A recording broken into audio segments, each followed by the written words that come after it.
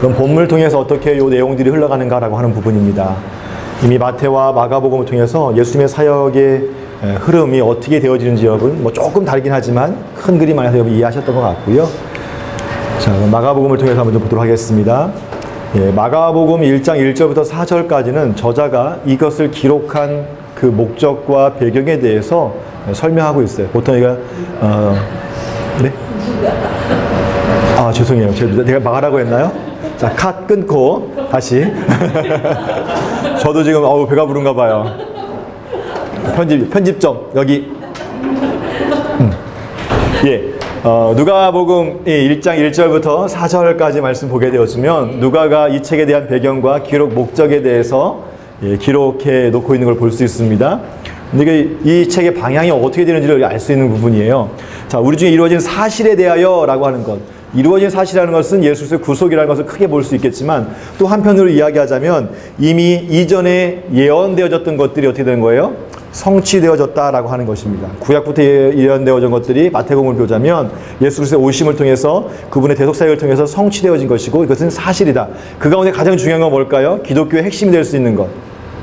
예수님의 죽으심과 부활하심이에요. 물론 그 전제는 메시아이고 그분이 우리의 구원자라고 하는 것이겠지만 그것이 이루어지고 그 예수님의 그 죽으심을 통해서 그것들이 우리 가운데 그대로 그 능력이 위임됐다라고 하는 부분을 얘기할 때 기독교의 핵심이라고 할 수 있는 그분의 죽으심, 대속과 이 부활하심이 뭐예요? 이루어진 사실이라는 거예요.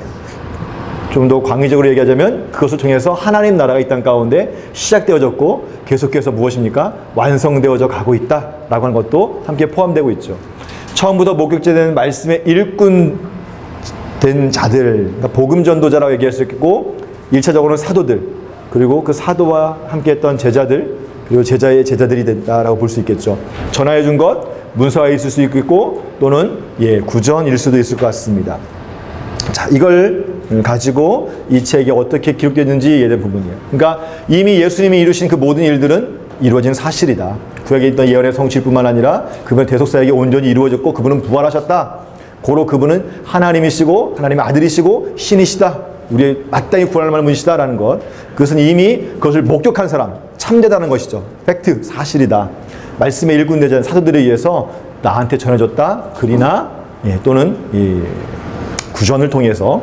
자, 그리고 나는 그것을 전해준 그대로 내가 뭔가 더 하거나 뭔가 빼지 않고 뭐예요? 그대로 저술하려고 했다라고 하는 것이고, 근데 그 부분들에 대해서 많은 사람들이 또 기록하려고 했다라고 하는 것들을 볼 수 있습니다. 자, 내력을 그대로 저술하려고 부순 사람이 많다라고 하는 이것도 뭘까 하면 이 저자가 이것을 근거로 해서 지금 이 누가복음을 기록하고 있다라고 하는 걸 통해서 다시 말하면 누가복음이 전해진 이 내용은 사실이다라고 하는 것을 계속해서 지금 요 안에 목적과 배경을 얘기하면서 설명하고 있다고 보시면 좋겠습니다. 그래서 이 모든 것을 근원부터 자세히 미루어 살펴서 나도 차례대로 뒤죽박죽 쓰지 않고 나는 그래도 될 수 있으면 차례대로 이것을 써서 보낸다라고 하는 거예요. 그럼 목적이 뭐냐?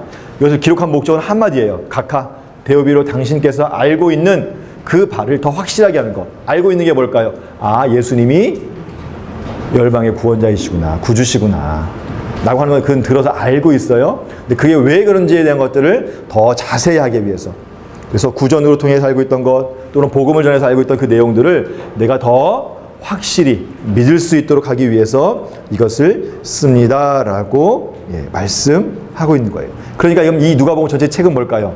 데오빌로에게 바친 책, 헌정된 책이라는 거죠. 뭘 위해서? 알고 있는 바를 더 확실히 하기 위해서. 복음에 좀 더 광의적으로 넓게 이야기하자면 하나님 나라의 백성으로서 어떻게 살아야 될지에 대해서, 또 예수님을 어떻게 따라갈지에 대해서 내가 당신에게 내 임의로 쓴 것이 아니라 이미 전해진 사실이고 전해준 것이고 또 그것들을 저술준 사람들의 그 자료를 내가 그대로 인용해서 내가 더하지고 빼지 않고 당신에게 이것을 보내고 있습니다 라고 이야기하고 있습니다. 저는 이 헌정에 대한 부분들 1장 1절부터 4절까지 말씀을 그냥 처음에 모르고 그냥 넘어갔는데 나중에 곰곰이 생각해볼 때 이런 생각이 들더라고요. 만약 나에게 누군가가 누가처럼 도대체 예수님이 누구세요? 예수님에 대한 얘기 좀 해주세요 라고 나한테 어떤 것들을 요구할 때 나는 정말 누가처럼 누가복음과 사도행전 그 많은 분량의 열정을 가지고 그것을 기록해서 예수님이 이런 분이셔. 그리고 교회는 이런 거야. 여기 하나님이 이렇게 역사하셨어라고 나는 과감하게 전할 수 있는가? 그러니까 가만히 보면 저는 그런 부분에 있어서 뭘까요? 증인의 삶을 살고 싶은 마음이 없는 것 같아요. 성도님들에게는, 사람들에게는 그런 삶을 사셔야 됩니다 라고 얘기하는데 막상 제가 그 상황에 닥치게 되어지면 한 발 뒤로 물러나고 귀찮고 힘들고 어디서부터 어디까지 얘기해야 되지? 라고 하는 그런 마음이 드는 것 같아요. 그래서 참 제 자신을 보면서 누가복음이 기록되어지고 사도행전이 기록되어진 것은 참 하나님의 은혜다. 그렇지만 그 안에 또 뭐가 있을까요? 누가의 열심도 있구나. 내 안에 그런 또 열심이 있는가? 한 영혼을 위해서, 뭐 공동체를 할지라도 데오빌로 한 사람을 위해서 예수님이 누구인지 자세히 설명하고 또 교회가 어떻게 성장되어지고 복음이 이렇게 전해졌는지를 쓸 수 있는 만큼 다 우리 각 사람은 무엇입니까? 예, 그렇게 하나님께서 부르셨어요. 그의 증인의 삶이에요. 어떤 분은 거리로 나가서 외치기도 할 것이고요.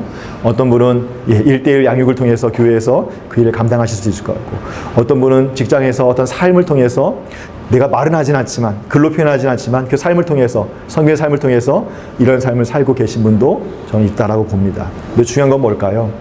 아마 누가는 그 안에 하나님께서 이 잃어버린 이 영혼들을 사랑하신 것처럼 영혼 사랑에 대한 마음이 있기 때문에 누가도 동일하게, 그래서 어떻게 보면 할 일도 많았겠지요.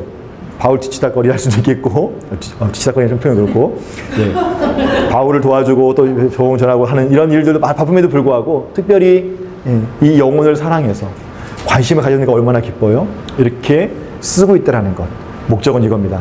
확실하게 여기서. 그래서 뭐? 너 돈 많으니까 나 후원해줘. 이게 아니죠. 하나님의 백성으로서 내가 그런 삶을 살기를 원해. 사도들이 그렇게 살았던 것처럼, 지금 제자들이 그렇게 살고 있는 것처럼, 이 원독자인 데오빌로 또는 공동체를 할지라도 이 복음을 복고 있는 사람들도 뭐예요? 그처럼 살기를 원해. 그렇다면 오늘날 저와 여러분도 마찬가지죠. 어떻게 보면 우리도 이 데오빌로처럼 이방인이에요.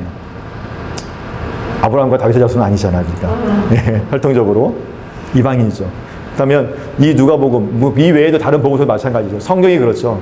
예, 알고 있는 바를 더 확실하게 하기 위해서. 그래서 여러분 이곳에 오셔서 더 말씀을 배우고 계시고 듣고 계시고, 여러분 이 주말에 피곤하시고 쉬시고 싶음에도 불구하고 이거 할 수 있는 이유는 뭘까요? 이 하나님에 대한 사랑의 열정이 있기 때문이라고 저는 봅니다. 여러분 사단은 계속해서 그 마음을 뺏으러 갈 거예요. 여러분 그때마다 넘어지지 마시고 우리 함께 동역하는 우리 형제자매님들이 함께 중보해 주시고 또 기도해 주시고 또 서로에 대한 것들을 이렇게 배려해 주시고 하면서 이 과정을 잘 마치셔서 여러분 삶 가운데 정말 누가처럼 글로써 표현할 수 있는 분들, 어떤 분은 예, 그런 문장력이 되시는 분이 있을 수 있어요. 어떤 분은 말로써, 또 어떤 분은 섬김으로써, 어떤 분은 섬김과 말은 아니지만 그냥 예, 우리가 친데레라고 하죠. 아닌 것 같은데 그냥 툭툭 거리는데도 이렇게 잘 이렇게 하는 그런 걸 통해서 어쨌든 이 뭐 소위 우리식으로 얘기하면 정이죠. 예, 이런 사랑의 마음들이 잘 전해지는 것들. 그래서 여러분 증인의 삶을 살아가는 것을 더 애쓰고 노력했으면 좋겠습니다. 우리는 알고 있는 거지만 그 과정할 때 우리가 함께 하시는 분이 하나님이시고 또 함께하는 믿음의 동역자들이 있고 또 우리가 기도할 때에 성령께서 그 가운데 역사하신다라는 믿음을 가지고 여러분 그 사역을 잘 감당할 수 있기를 바랍니다. 자, 시작을 비교해보자면 우리가 이미 한 번씩 다 했던 거예요. 계보, 복음의 시작, 사실. 요한복음은 조금 다른 관점이긴 하지만 태초에 말씀이 계셨고 이 말씀이 곧 하나님이다라고 하는 건 증명의 책이라고 보시면 되겠습니다. 이 세 개를 놓고 보자면 예, 계보라, 책. 그래서 마태복음은 원독자들에게 전해진, 유대인 원독자들에게 전해진 것. 이것은 고난 가운데 있는 복음의 시작 선포. 사실. 이유는 뭐냐면 더 확실히 알게 하기 위해서라고 하는 거예요. 그래서 마가복음은 어떤 선포와 설교, 그 다음에 마태복음은 뭘까요? 예, 그리스도인들의 어떤 교과서라고 얘기할 수 있겠죠. 책으로서 유대인 그리스도인에게 전해진 거라고 한다면 누가복음은 그것에 대해서 자세히 설명하고 있는 책이다라고 보시면 좋겠습니다. 자, 1장부터 2장까지 보게 되어지면 예수님의 유년 시절에 대한 부분이 나오는데 예수님과 함께 언급되어지는 인물이 있어요. 그분이 누구냐면 세례 요한이에요.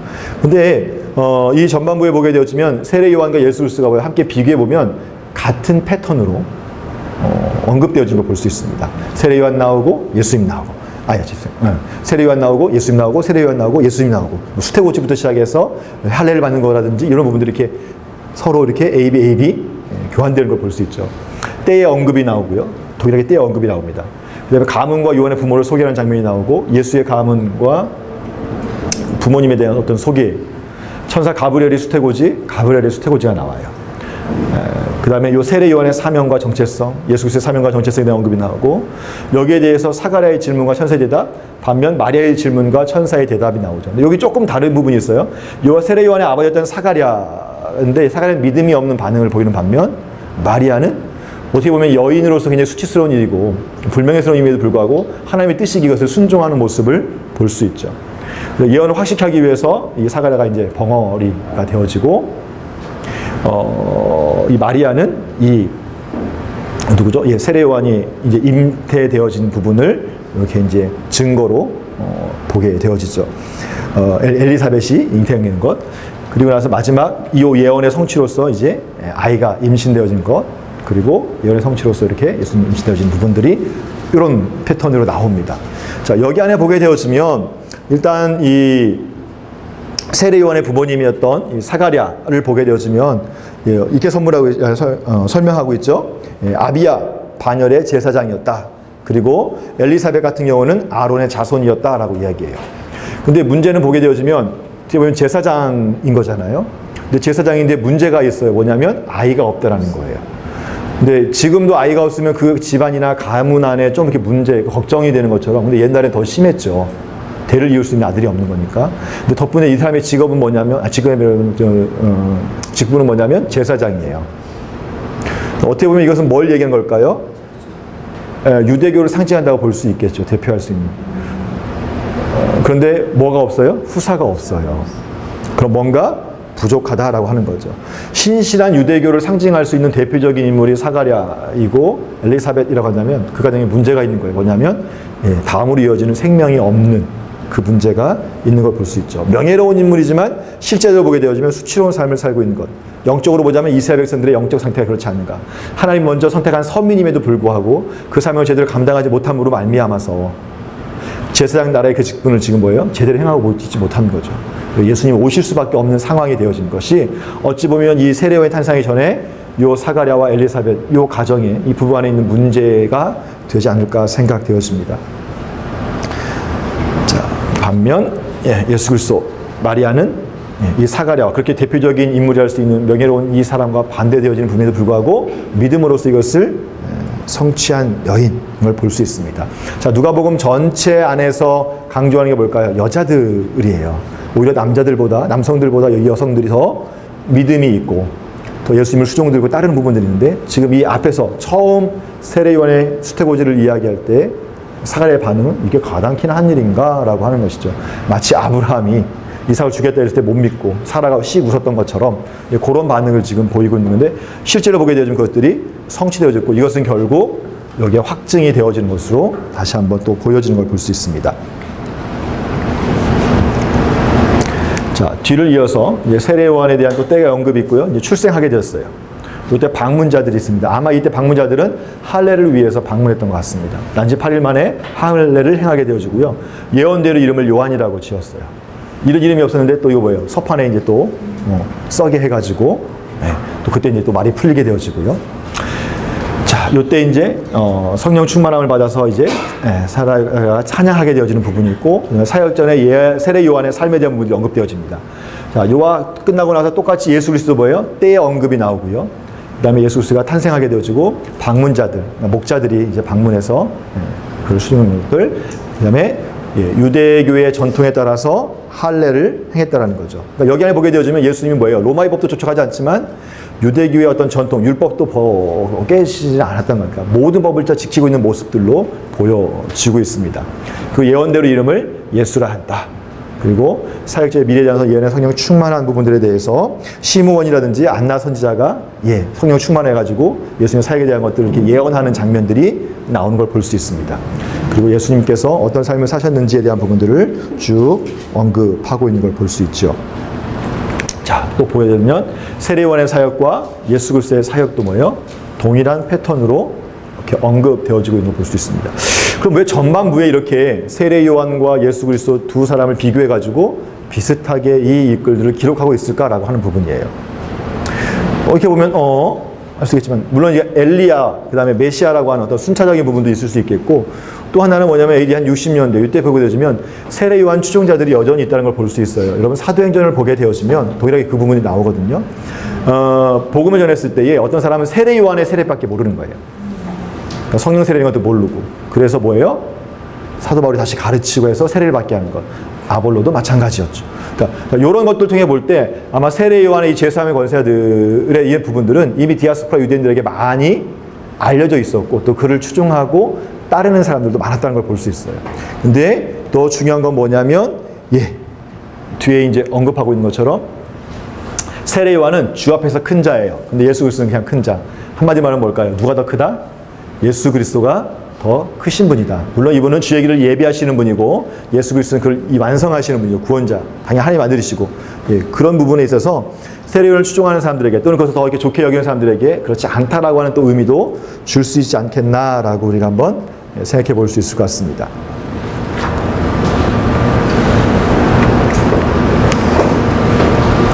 자, 중간중간 보게 되어지면 마리아의 찬양이 있고요. 사가랴의 이제 찬양이 나오는 장면을 볼 수 있습니다. 여기에서 좀 이제 반복되어진 단어를 보면 제가 볼 때는 그냥 긍휼이라고 하는 부분이에요. 긍휼, 하는 부분들. 그러니까 결국 지금 여기에서 보게 되어지면 하나님께서 이스라엘뿐만 아니라 열방을 어떻게 보고 계시다는 거예요. 이런 영혼들을 긍휼한 눈으로 바라보고 계시다. 그러니까 이 긍휼이 많으신가 뭐예요. 잊어버리면 어떻게 해요? 찾아야죠. 찾으러 오실 수밖에 없는 상황이라고 하는 의미도 담고 있다고 볼 수 있습니다. 그래서 이런 찬양이라고 하는 부분은 뭘까요? 특별히 마리아 찬양 같은 경우에는 1장 41절부터 45절까지 엘리사벳이 하나님을 찬양했을 때 그거에 대한 답가로서 믿음의 반응으로서 하는 찬양의 내용들이에요. 하나님께서 이렇게 하셨다. 우리를 긍휼히 여기셨다. 그 언약을 기억하셔서 우리 가운데 이런 구원을 베푸셨다라고 이야기하고 있는 걸 볼 수 있습니다. 사가랴는 엘리사벳의 성취된 것을 보고 나서 깨닫고 그때 이제 찬양하는 그 내용이라고 볼 수 있겠고 동일하게 내용은 똑같아요. 하나님이 이스라엘을 긍휼히 여기시고 언약에 신실하시다. 우리를 구원하실 것이다 라고 하는 내용을 그대로 이야기하고 있는 걸 볼 수 있습니다. 이 안에 보게 되어지면 하나님의 언약의 신실하심과 그분이 우리를 어떻게 여기시는 성품, 그 긍휼과 사랑에 대한 것들을 자비하심을 드러내고 있는 걸 볼 수 있습니다. 자, 그래서 하나님은 이 이스라엘에서 끝나는 게 아니라 사도행전을 통해서 뭘까요? 그 구원이 열방으로 향해 나아가고 있다라고 하는 것. 그래서 그 사랑이 지금 누굴 찾아온 거예요? 데오빌로를 찾아왔다. 누굴 통해서? 그 사랑을 입은 제자들에 의해서. 그래서 어떻게 되는 거예요? 데오빌로는 그 예수 그리스도를 믿음으로 받아들이라는 거죠. 그리고 제자의 삶을 살 것에 대해서 말씀하고 있는 걸 볼 수 있습니다. 성령이 임한 사람들입니다. 마리아, 엘리사벳, 사가랴, 시므온 이런 분들 쭉 언급되어져요. 성령이 임하시고 성령 충만함을 받아 그 위에 계시더니 성령의 지시를 받더니 성령의 감동을 이렇게 이제 반복되어지는 걸 볼 수 있어요. 그러니까 성령에 의해서 이 모든 사역들이 지금 이루어지고 있는 걸 볼 수 있습니다. 그러니까 예수님의 오심도 뭐예요? 하나님이 계획하시고 준비하신 일이다라고 하는 것들을 볼 수 있겠고 잉태부터 하는 그 모든 일들이 다 하나님의 역사 가운데 특별히 그것을 이루어진 주체는 예수 그리스도가 그 구속을 이루시지만 함께 하시는 분이 성령 하나님이다라고 하는 것이고요. 결국 원독자인 데오빌로에게는 성령님이 하시는 일들에 대한 것들이 더 부각되어지고 성령 충만함을 받기 위해 간구하겠죠. 그걸 제시하는 게 어디냐면 사도행전이에요. 누가복음에서는 그냥 이렇게 딱 한번 던져놓고 실제로 그러면 성령 충만을 어떻게 받느냐? 어렵잖아요. 기도하면 돼. 회개하고 기도하면 성령 충만 받는다. 근데 여러분 이 공식은 오늘날 우리도 똑같아요. 이 영적인 공식은 너무 쉬워요. 예수를 믿고 그 믿음으로 뭐예요? 혹시 내 안에 잘못된 것이 있는지에 대한 것들을 깨닫게 하시면 회개하고 그럼 자연스럽게 성령이 임하시고 그럼 능력 받아서 어떻게 하는 겁니까? 증인의 삶을 살도록 하는 거죠. 자, 시므온을 통한 예수 그리스도의 소개가 있습니다. 이 시므온이 누구냐라고 했을 때 전통적으로 보는 견해는 뭐냐면 사도 바울의 스승이 누구죠? 가말리엘이에요. 가말리엘의 아버지가 이 시므온이다라고 보고요. 이 시므온의 아버지가 힐렐. 그러니까 그 당시 랍비 가운데 샴마이 학파가 있고 힐렐 학파가 있었는데 굉장히 존경받는 랍비 가운데 하나가 이제 힐렐이에요. 그 힐렐의 아들 이 시므온이고 이 시므온의 아들이 가말리엘이고 그의 제자가 이제 바울이 되는 거죠. 어쨌든 당시 유대 사회 안에서 볼까요? 굉장히 덕망 있는 율법이나 이런 것가 있는 분인데 이 사람이 어떻게 하고 있어요? 지금 예수 그리스도를 이렇게 소개하고 있어요. 결국 그렇다고 한다면 예수 그리스도는 뭐라는 겁니까? 유대교 입장에서 보자고 해도 하나님의 아들이에요. 그들이 그렇게 귀히 여기는 바리새파 가운데 그 율법에 능통한 이 사람이 지금 성령의 충만함을 받아서 뭡니까? 예수 그리스도를 이렇게 소개하고 있다는 거예요. 이세의 위로 뿐만 아니라 뭘까요? 만민 앞에 예비한 것이고 이방을 비추는 빛이다. 열방을 구원하기 위한 빛이다 라고 누가 얘기하는 거예요? 그냥 목자들이 얘기하면 귀뚱으로 듣겠죠. 근데 시므온이 얘기했다는 거예요. 그러면 뭘까? 이거는 던지는 메시지가 큰 거예요. 여러분, 제가 하는 말과 대통령이 하는 말은 그 권위와 무게가 틀려요. 유대사회 안에서 이 정망받는 사람이 성령 충만을 받아서 이렇게 예언한 걸 통해서 뭘까요? 예수 그리스도의 사역과 그분이 이루신 일들이 어떠한 것인지를 명확히 설명해요. 이건 뭐라고요? 사실이라는 거예요. 그러니까 예수 그리스도를 믿어라 라고 하는 의미가 담겨져 있다고 볼 수 있겠죠. 또 세례요한의 증거를 통해서 보게 되어지면 예수를 통해서 하나님의 구원을 보게 될 거다. 이새의 예언을 인용해서 설명하게 되어지죠. 나보다 더 능력이 많으신 분이고 불과 성령과 불로 세례를 주시는 분이다. 근데 그는 또 심판자이기도 해서요. 타작마당에서 키를 들고 이렇게 까부낀다라고 설명하는 거죠. 그래서 예수 그리스도가 무엇입니까? 하나님의 구원자이시고 능력이 많으신 분이고 그는 심판주이시다라고 하는 것들을 설명하고 있습니다. 자, 그리고 나오는 부분이 이제 예수님의 족보예요. 뭐 족보님이 하는 것처럼 마태복음은 낳고 해서 이제 내려오는 거예요. 아브라함과 다윗의 자손이라고 하면서 낳고 누가복음은 그 위는 해가지고 어디까지 가요? 하나님까지 올라가는 그 모습을 취하고 있다라고 할 수 있습니다. 아브라함부터 예수까지 누가는 56대 또는 뭐 70대로 보기도 하고요. 마태는 41대로 기록합니다. 근데 마태는 알고 있는 것처럼 중간중간에 뭐예요? 14대를 끊어서 다윗을 강조하고 있었다라고 볼 수 있겠죠. 근데 누가는 뭐예요? 마지막 가게 되어지면 하나님을 연결시켜줘. 왜냐하면 독자들이 유대인일 경우에는 뭐가 중요합니까? 혈통이 중요한 거예요. 언약의 자손이냐, 왕주의 왕의 후손이냐. 그런데 이방인인 데오빌로 입장에서는 예수가 아브라함의 자손이고 다윗의 자손도 뭐 중요하긴 하지만 그래 크게 안 와닿아요. 그래서 뭐 어쩌라고? 내 정체성 그럼 어디서 찾아야 돼? 근데 마태복음의 원독자들은 정체성을 어디서 찾는 거예요? 아브라함과 다윗의 똑같은 거니까. 그렇지만 이 이방인인 데오빌로는 찾을 수가 없잖아요. 그러니까 누가는 어떻게 합니까? 아브라함 그 위 쭉 올라가서 누구까지 가는 거예요? 하나님. 그러니까 하나님으로부터 뭐가 시작된 거예요? 모든 이 세상이 시작된 거니까. 그럼 너도 하나님의 자손이야 라고 하는 게 되겠죠. 그래서 결국 이걸 통해서 뭘 얘기하는 겁니까? 창조주 하나님의 자손인 너도 하나님의 백성이다. 그러니까 예수 그리스도를 믿어야 된다라고 하는 것들을 볼 수 있습니다. 한 사람 아담으로 말미암아서 이 땅 가운데 죄가 들어왔고 한 사람 예수 그리스도 통해서 이 땅에 뭐가 이루어진 거예요? 구원이 이루어진 거죠. 그건 이제 로마서 5장에 보게 되어지면 구속에 대한 부분을 이야기해서 설명하는 것처럼 대표성을 갖고 있다고 보시면 좋을 것 같습니다. 자, 여기 안에 보게 되어지면 이 족보를 좀 비교해 보시면 나중에 마태복음 가면 보세요. 제가 마태복음 할 때 그 표를 드렸는데 누가와 마태 보게 되어지면 인물이 틀려요. 그래서 보통 학자들이 추정하는 게 뭐냐면 누가는 마리아의 족보를 기록한 것이 아니겠는가라고 이야기해요. 근데 정확한 근거는 없습니다. 그렇지만 그냥 그렇게 한번 좀 추론해 보는 것 같기도 하고요. 그리고 또 뭐 그거 가운데 얘기할 때 뭐냐면 그러면 원래 요셉이 이 누가의 요셉이 마리아의 아버지에 의해서 그러니까 왜냐면 요셉의 아버지부터가 다르거든요. 그러면 아마 양자 같은 같은 지파였기 때문에 양자처럼 이렇게 되지 않았을까라고 생각해 보지만 그것도 그렇게 중요하지는 않은 것 같아요. 여기서 우리가 족보를 보면서 이게 정말 맞냐? 마태복음에 했잖아요. 숫자가 안 맞았잖아요.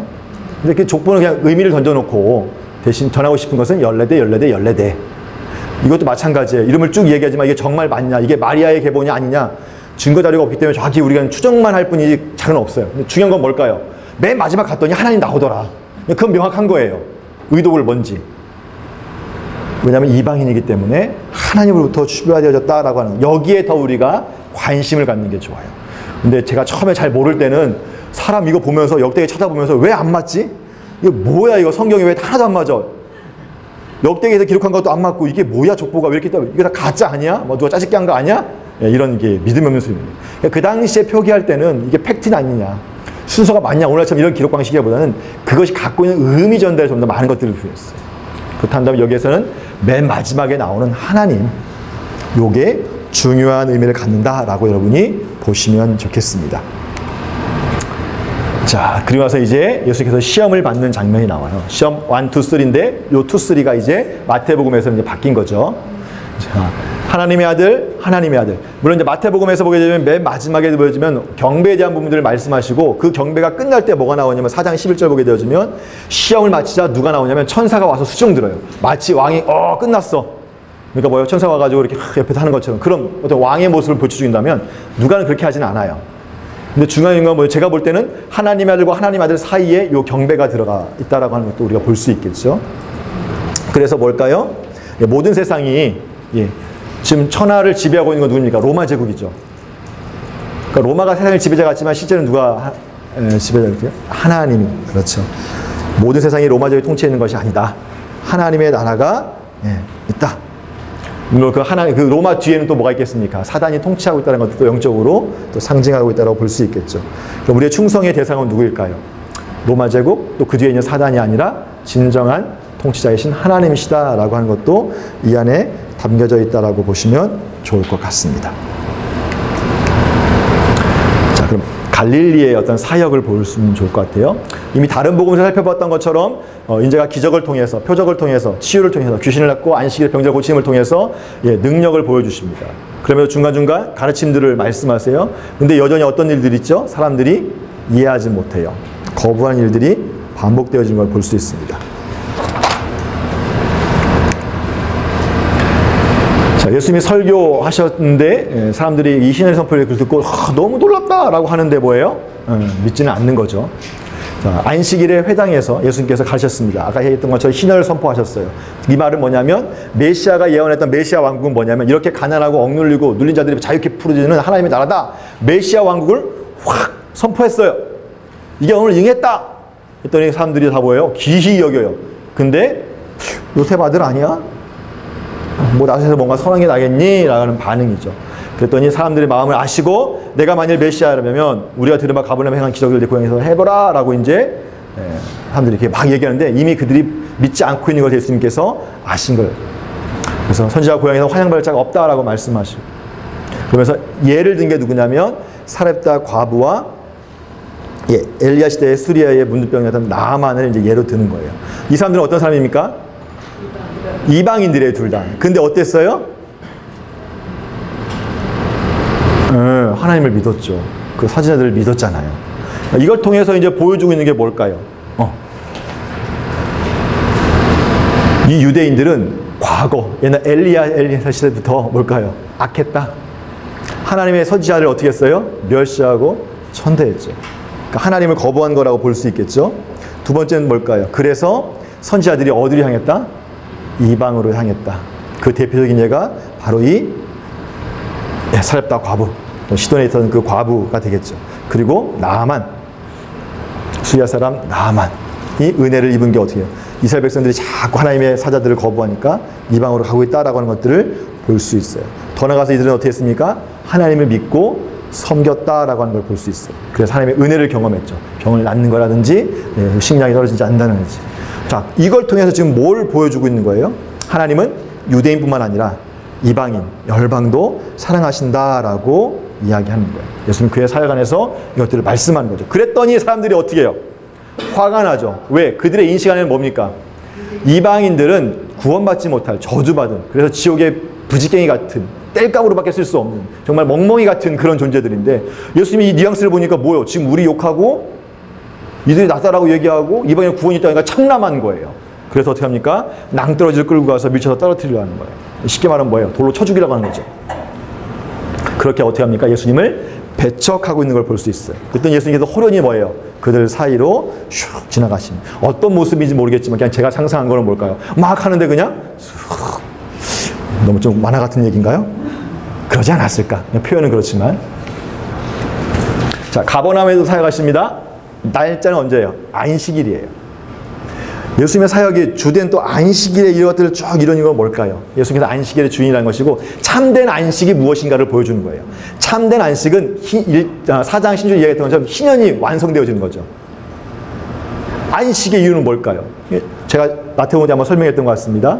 쉬는 게 안식이 아니에요. 안식은 그 하나님과 친밀한 가운데 교제하고 머물러 있는 상태라고 얘기했잖아요. 평안한 삶을 쭉 유지하는 그 상태. 그래서 하나님과 친밀한 가운데 있을 때 이루어지는 거죠. 안식 상태가 되려면 궁극적으로 뭘까요? 죄의 문제가 해결되어져야 돼요. 그 일을 지금 누가 하고 계신 거예요? 예수님이십니다. 죄의 문제 해결되는 거 표현되는 게 뭘까요? 눈먼 자가 눈을 뜨는 거예요. 병든 자가 낫는 거예요. 눌린 자가 자유케 되어지는 거예요. 이게 하나님의 나라의 모습이고 예수님께서 그 일을 하신 거죠. 가르침에 놀랐어요. 말씀에 권위가 있더라. 귀신은 알아보죠. 하나님의 거룩한 자입니다. 잠잠하고 그게 나오라. 사람들 보고 다 놀래요. 근데 문제는 뭐예요? 여전히 믿지는 못하고 있다는 거죠.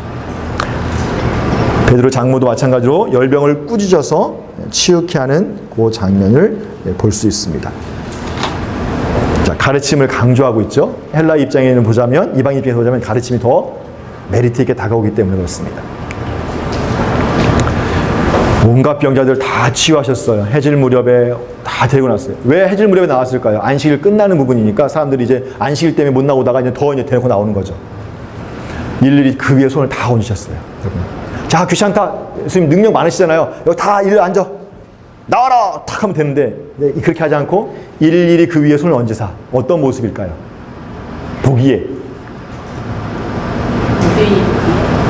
유대인이 보기에는 되게 터부시하는 거죠. 어떻게 병자들 앞에 일일이. 그렇지만 원독자가 보기에 사랑이 많으신 거죠. 병자들 여러분 옆에 오면 좋겠어요? 여러분 교회에 옷 허름하게 입고 오시고 이렇게 아프신 분 오시면 다 이렇게 신경 쓰이고 막 이렇게 하잖아요. 근데 그보다 더한 사람들 예수님은 어떻게 했어요? 일일이 다 마치 부모가 자녀를 케어하는 것처럼. 아무리 이 자녀가 막 더럽고 악하게 뭐 어떤 병에 걸린다 할지라도 부모는 뭐예요? 안아요. 사람들은, 모르는 사람들은 뭘까요? 왜 이래 이렇게 하지만 부모는 뭐예요? 안아요. 마치 예수님의 모습이 그런 모습은 아니겠는가. 그러니까 긍휼이 많은 나라, 이 나라의 주인이 바로 이 예수님이라는 것들을 보여줄 수 있겠죠. 근데 여전히 귀신들은 하나님의 아들인 것을 알아요. 한적한 곳에 가셨어요. 왜 가셨을까요? 누가복음 안에서는 기도하러. 그럼 제자들에게 뭘 보여줄 겁니까? 너희도 사역 마치고 힘들지? 좀 쉬었다가 어디 가라는 거예요? 한적한 곳에 가서 기도해라. 기도는 뭐와 연관되어진다고요? 성령 충만, 능력을 힘입는 것과 이어진 거예요. 예수님도 본인의 사역을 하실 때 여기서 보이는 게 뭘까요? 기도함을 통해서 뭘까요? 하나님께 지혜를 구하셨고 능력을 받았다라고 하는 것들을 볼 수 있습니다. 그러니까 예수님 사역의 원동력이 뭐냐? 기도라는 거예요. 그럼 그의 제자는 당연히 기도해야겠죠. 이건 던지는 메시지입니다. 오늘날 우리는요, 당연히 우리도 기도해야 돼요. 우리가 하나님의 나라에 사역을 할 때 가장 필요한 게 뭘까요? 우리의 지혜, 우리의 힘, 우리의 어떤 방법으로 하는 게 아니라 세상의 방법과 가치가 아니라 우리는 뭘까요? 하나님의 나라의 가치가 하나님의 능력을 해야 돼요. 근데 우리가 할 수 있어요? 없어요? 우리 힘으로? 할 수가 없죠. 그래서 기도함을 통해서 뭐의 도우심을 받아야 됩니까? 성령 하나님의 도우심을 받아서 이 일을 감당해야 돼요. 그 본을 보이신 게 누구냐면 예수 그리스도시다라고 하는 거예요. 내가 다른 동네에서도 하나님 나라의 복음을 전파해야 하리니 나는 이 일을 위해 보내심 받았다. 예수님 보내심 받은 이유는 뭐냐? 복음을 전파하는 거예요. 이 동네만 하는 게 아니라 다른 동네, 이방인이겠죠. 예수님 당시. 그럼 제자들은요, 여기서만 머물러 있는 게 아니라 어디예요? 예루살렘, 유대, 사마리아, 그 다음에 뭐예요? 소아시아 가서 아게도냐, 아가야, 로마 땅 끝까지 뭐예요? 이 사명을 지금 감당하고 있다는 것을 우리가 볼 수 있습니다. 그래서 예수님은 여러 유대 지방에서 전도하시고 복음을 전했다라고 하는 것들을 우리가 살펴볼 수 있습니다. 그리고 나서 이제 제자들을 부르시는 장면들이 나오죠. 자, 제자들을 부르셨고 야고보, 베드로, 요한과 야고보를 불렀습니다. 그리고 나병 환자 치유하는 사건이 함께 나오죠. 수많은 무리들의 말씀을 듣고 자기 병도 이제 고침을 받고자 해서 나오는 걸 볼 수 있습니다. 문둥병자가 나왔죠. 그랬더니 문둥병자가 예수님 앞에 나와서 뭘 했습니까? 주님, 원하시면 나를 깨끗게 하실 수 있습니다 라고 얘기했습니다. 그때 예수님께서 뭐라고 얘기하냐면 손을 내밀어서 그에게 대셨어요. 그러니까 누가복음에서 뭘까요? 자꾸 부정한 자에 접촉해요. 원천중 입장, 유대인의 입장에서 보자면 굉장히 꺼리끼는 일인데 예수님이 과감히 손을 대세요. 왜? 원독자 입장에서 볼 때는 굉장히 사랑이 많으신 분이에요. 긍휼이 많으신 분이에요. 자비가 넘치시는 분이에요. 내가 원하노니 깨끗함을 바라라 했더니 13절에 보니까 5장 13절에 보니까 나병이 곧 떠나갔다. 아무에게도 말하지 마 했더니 소문이 퍼져가지고 사람들이 오는 것들이 기록되어져 있는 걸 볼 수 있습니다. 자, 이걸 통해서 우리가 알 수 있는 하나님 나라의 특징, 뭐 마태나 마가도 마찬가지예요. 뭘까요? 하나님 나라는 어떤 나라다? 쉽게 얘기하면 회복이 있는 나라다. 조금 더 이렇게 안을 갖고 오면 뭘까요? 사회에서 인정받지 못하는 이런 문두병자 같은 사람들, 사회적 약자들이죠. 이런 사람들을 뭐예요? 네, 환영하는 나라예요. 열려있는 나라죠. 그럼 교회가 그렇잖아요. 그럼 여러분의 교회는 어떻습니까? 여러분 교회 공동체 떠나서 하나님의 거룩한 교회인 나는 어떻습니까? 내 마음은. 나는 이런 사람들이 이렇게 오는 걸 환영하는가? 저는 이렇게 말씀을 이렇게 전할 때마다 늘 찔려요. 제 속에는요, 환영하지 않아요. 좀 젠틀한 사람이 왔으면 좋겠고요. 좀 많이 배운 사람이 왔으면 좋겠고요. 좀 가진 거 있는 사람이 왔으면 좋겠어요. 말이 좀 통하는 사람이 왔으면 좋겠어요. 이건 뭘까요? 하나님 나라의 삶이 아니고 가치가 아니죠. 이건 세상의 기준이에요. 우리는 어떻게 됩니까? 자꾸 이 생각을 깨트려야 돼요. 무엇으로? 누가복음에서 강조하는 걸 보자면 기도를 통해서. 하나님 자꾸 제 안에 이런 못된 마음이 생깁니다. 하나님 자꾸 이런 못된 생각, 세상의 가치관들이 제 안에 있습니다. 하나님 뽑아주십시오. 라고 하는 것들이 필요하죠. 한번 우리가 좀 도전해 볼 문제가 아닌가 생각되어져요. 자, 기도하셨고 기도하셨어요. 또 12제자를 부르셨고요. 많은 무리들이 또 병고침을 받으려고 왔고 이제 또 병 치유의 역사가 있었어요. 어쨌든 계속해서 이 누가복음뿐만 아니라 복음서 안에서 하나님 나라가 선포되어졌을 때 수많은 사람들이 뭐예요? 이 하나님 나라로 들어옵니다. 그 당시에 소외되었던 사람들, 부정하게 여겨져서 밀쳐놨던 사람들, 이 사람들이 잡아요. 하나님 앞에 환영받고 들어오는 거예요. 무조건 들어오는 건 아니에요. 그 가운데도 뭘까요? 뭘 가지고 들어옵니까? 믿음을 가지고 들어와요. 그가 하나님의 아들인 것을 믿고 원하시면, 주님이 원하시면 나를 깨끗하게 하실 수 있습니다라는 이 믿음의 고백, 주님이 그것을 보시고 아무 조건 없이 그를 깨끗하게 하시는 거예요. 회복시키시는 거예요. 자, 그러면서 우리가 알고 있는 것처럼 새로운 하나님의 나라의 질서와 복음에 대한 부분이 나옵니다. 요거는 우리가 계속 마태, 마가 같이 다뤘어요. 쉽게 말하면 세포도주예요. 유대교와 기독교. 자, 새 것은 어디에 남아야 돼요? 새 부대예요.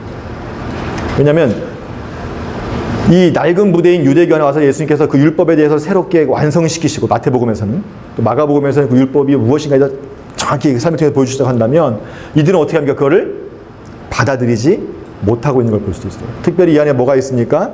금식에 대한 논쟁들이 나와요. 이스라엘 백성들이 금식하는 이유는 뭡니까? 특별히 이 금식은 어떤 금식일까요? 우리가 멸망했을 때를 금식해서 하는 거예요. 예를 들자면 어떤 금식입니까? 4월, 5월, 7월, 10월의 금식. 4번의 그 금식을 절기적으로 지켜요. 4월 금식 같은 경우는 지금 조사해 보니까 바벨론에 의해서 예루살렘 멸망한 날을 기념해서 금식하는 거예요.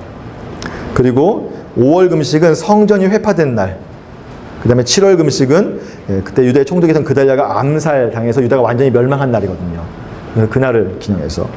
그리고 10월 금식은 예루살렘에서 첫 번째 포로로 끌려간 날, 처음 수치를 당한 날. 그래서 이스라엘 백성들은 1년에 4회, 4월, 5월, 7월, 10월에 금식을 해요. 자, 이 10월의 금식, 4번의 금식이 상징하는 건 뭘까요?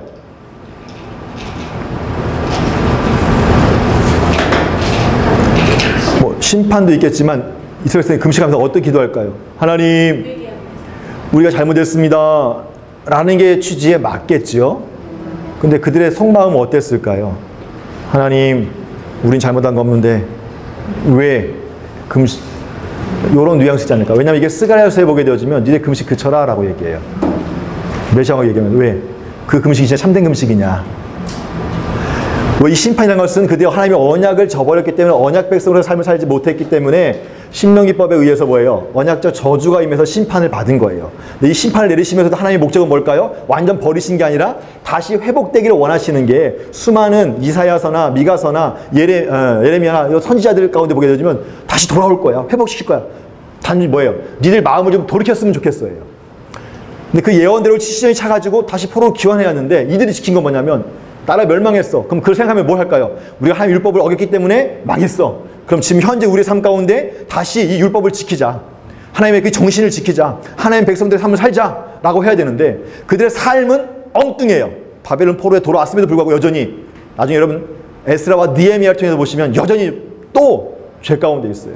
그런데 겉으로는 뭘 지키고 있는 거예요? 금식하는 거예요. 자, 행동은 그렇게 하지 않으면서 금식하는 거예요. 그럼 하나님 볼 때는 뭘까요? 완전히 뉘우치지 않는 거죠. 근데 그 전통으로 남아서 지금 어디까지 온 거예요? 예수님까지 나오는 거예요. 그러니까 예수님께서 말씀하신 거죠. 혼인잔치. 이 잔치 가운데 금식이 필요하냐 필요하지 않냐. 지금은 슬퍼할 때가 아니다. 니들 잘못해서 멸망할 때 그거 기념해서 슬퍼하는데 지금은 뭐 할 때다? 예, 신랑이 왔기 때문에 잔치하고 기뻐할 때다 라고 하는 것을 말씀하시는 거죠. 그래서 예수님이 가르쳐 오신 새 부대에 대해서 말씀하고 있는 걸 볼 수 있습니다. 그러니까 예수님을 통해서 이 땅에 도래한 하나님의 나라가 어떤 것인지에 대해서 말씀하고 있는 거죠. 이런 금식이 없는, 기쁨이 있는 나라예요. 슬픔이 없는 나라예요. 쫄딱 망했구나, 신선한타는 없는 나라예요. 그게 예수님을 통해서 이 땅에 오신 나라의 모습이다라고 볼 수 있습니다. 그래서 이건 새로운 패러다임이기 때문에 새 부대에게 담아야 되는 거예요. 새 부대가 누굴까요? 예수를 주로 고백하는 유대인 플러스 이방인. 다시 말하면 교회 공동체다라는 거예요. 그래서 마태복음에는 뭐예요? 마태 신앙고백에 이 주는 그리스도 살아계신 하나님의 아들이라는 그 신앙고백 위에 뭐가 세워진 거예요? 교회가 세워진 거예요. 마태복음이 그걸 좀 강조하고 있는 것이고요.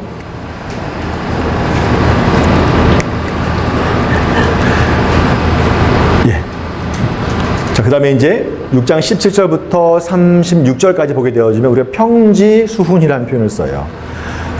묘한 비슷한 게 수훈 하나 들어간 게 마태복음 8장, 산상수훈이라고 하죠. 5장부터 6장, 7장까지 3장이. 그러니까 산상수훈과 평지수훈. 근데 왜 이게 틀리냐? 어렵지 않습니다. 같은 거예요. 같은 건데 뭐냐면, 자, 산이 있어요. 밑에서 보면 예수님 위에 계시잖아요. 그러니까 산상수훈이 되는 거예요. 근데 산 위에서 보면 여러분 산이 무조건 다 꼭대기 뾰족한 게 아니잖아요. 내려오다 보면 중간에 이렇게 좀 평평한 데 있을 거 아니에요. 그럼 사람들이 그 평평한 데 뭐 있을 거 아니에요. 이게 평지잖아요. 이해가 안 되시나요? 되죠? 예. 자, 예수님 여기에서 말씀하셨어요. 이렇게 보니까, 산상수훈. 자, 내려오다 보면 여기 옆에서 확대해서 보니까 산도 있지만 이렇게 평지도 있는 거예요. 이렇게. 여기 예수님 있고 그러면 뭐예요? 평지수훈. 감사합니다. 자, 그래서 보게 되면 마태복음에서는 팔복에 대한 것들을 이야기한다면 누가복음은 좀 특이하게 요 뒤에 보게 되면 화에 대해서 얘기해요. 근데 복 있는 사람 얘기하는데 시제가 나와요. 지금이에요. 가난한 자는 복이 있고요. 지금 줄인 자는 복이 있고 지금 우는 자는 복이 있어요. 지금 인자로 말미암아서 이렇게 미워하고 변한 사람들도 뭐예요? 복이 있어요. 하나님 나라가 임할 것이고 배부를 것이고 웃을 것이에요. 다시 말하면 하나님 나라를 위해서 어떻게 삶을 사는 걸까요? 이 사람들은 가난하고 줄이고 운다라는 건 그만큼 대가를 지불했다는 거죠. 하나님 나라를 위해서 자기의 모든 것들을 다 포기했어요. 이제 이거 원독자와 연관되어집니다. 재물을 포기할 수 있느냐라고 하는 부분이에요. 명예를 포기할 수 있느냐라는 거예요. 그렇다면 이제 주림, 배고픔이 따라오죠. 또 이 안에는 뭐 마태복음처럼 어떤 의에 대한 주림이 될 수 있겠고요. 운다라는 건 뭘까요? 밖에 고난이 될 수 있겠고 또 가족으로부터 오는 여러 가지. 나중에 예수께서 보게 되면 형제 자매가 누구냐? 하면서 내가 뭘 주러 왔다고요? 평화를 주러 온 게 아니라 검을 주러 왔다는 마태복음 얘기고 그래서 이제 불화를 주기 위해 오셨다 이렇게 표현해요. 그러니까 화평하지 않는 거예요. 그러니까 슬플 수밖에 없죠. 왜냐하면 하나님 나라 때문에 이 모든 것들을 포기한 사람들은 이렇게 복이 있다라고 하는 것들을 이야기하는 겁니다. 반면 화 있는 사람이에요. 화 있은저, 화 있을저, 화 있은저. 마태복음에 보게 되어지면 바리사인들이 서기관이 화 있을진저 하면서 몇 장이었죠? 23장인가요? 화가 쫙 나와요. 자, 나중에 여러분이 산상수훈과 이 평지수훈을 좀 비교해 보시면 마태복음은 특징적으로 여기가 모아놨다라고 말씀을 드렸잖아요. 5장부터 7장까지 산상수훈을 다 모아놨다 한다면 이 평지수훈은 뭘까요? 아마 이 누가가 그 상황에 맞춰서 무엇입니까? 나눠 넣어놨어요. 그래서 곳곳에 이것이 들어가 있습니다. 나중에 여러분들 한번 좀 조사해 보셔가지고 서로 이렇게 대조해 보시면 또 공부하는 데 좀 더 도움이 되지 않을까 생각되어집니다. 그래서 이 수훈, 가르침을 뭐 어떻게 하는 거예요? 곳곳에 넘을 통해서 원독자에게 뭐 하고 있는 거예요? 지금 계속 가르치고 있는 거예요. 예수님이 어떤 분이신지. 자, 부유한 자. 근데 어떤 자예요? 지금 배부르고 지금 웃는 자예요. 어떤 사람들일까요? 원청중 시대로 보자면 하나님의 율법보다는 백성들의 어떤 구제 이런 것보다는 자기 어떤 것들을 위해 착복하고 착취하는 사람들의 모습이겠죠. 그것이 정치 지도자든 종교 지도자든. 근데 이 모습은 그대로 투영이 되어져서 원독자에게도 보는 거예요. 지금 원독자는 뭐예요? 여전히 배부르고 웃고 있어요. 복음을 몰랐으면 상관없을 텐데 복음을 들으니까 이제 갈등이 생기겠죠. 제자의 삶을 살아야 되는데 라고 하는 거예요. 여기 비슷한 얘기가 뭐냐면 제가 그전까지 저는 모태신앙이에요. 쭉 교회 안에서 자랐고 쭉 그 가르침대로 살았고 또 신학도 했고 또 교육자 길도 갔어요. 근데 제가요 그 가운데도 뭐냐면 예수님들 알고 나면서 제 인생이 바뀌었죠. 좋게 바뀌었냐? 그건 일장일단 있습니다. 그냥 제가 몰랐다면 그냥 저는 그냥 그 삶, 근데 나쁘다는 게 아니에요. 그냥 제 개인적 적용으로 보자면 제가 아니까 하다못해 DTS에서 배운 게 하나의 음성 듣는 삶이잖아요. 음성을 제대로 들었는지 모르는데 늘 강사하는 얘기가 잘 들었든 못 들었든 뭐야. 감동 주시면 한번 실천해봐라. 도전해봐라. 잘 들었으면 응답이 있을 것이고 못 들었으면 주님 책임지시고 다시 제 길로 돌아키실 거다. 저는 그 말 믿고 음성을 듣기 시작했잖아요. 그냥 여기까지 왔잖아요. 이 삶이 뭐 다 쉽다 그런 얘기는 아니에요. 그냥 이건 제 개인적으로 보자면 가치 없다는 얘기가 아니라 제가 아니까 뭐예요? 안 할 수가 없는 거예요. 배웠으니까 차라리 몰랐으면 몰라서 그렇다 치는데 배웠으니까 아니까 적용을 안 할 수가 없는 거고 그 가르침대로 살지 않을 수가 없는 거예요. 근데 원독자는 뭘까요? 이 마가복음을 읽는 죄송합니다. 누가복음을 읽는 순간 복음서를 너무 많이 하니까 헷갈리네.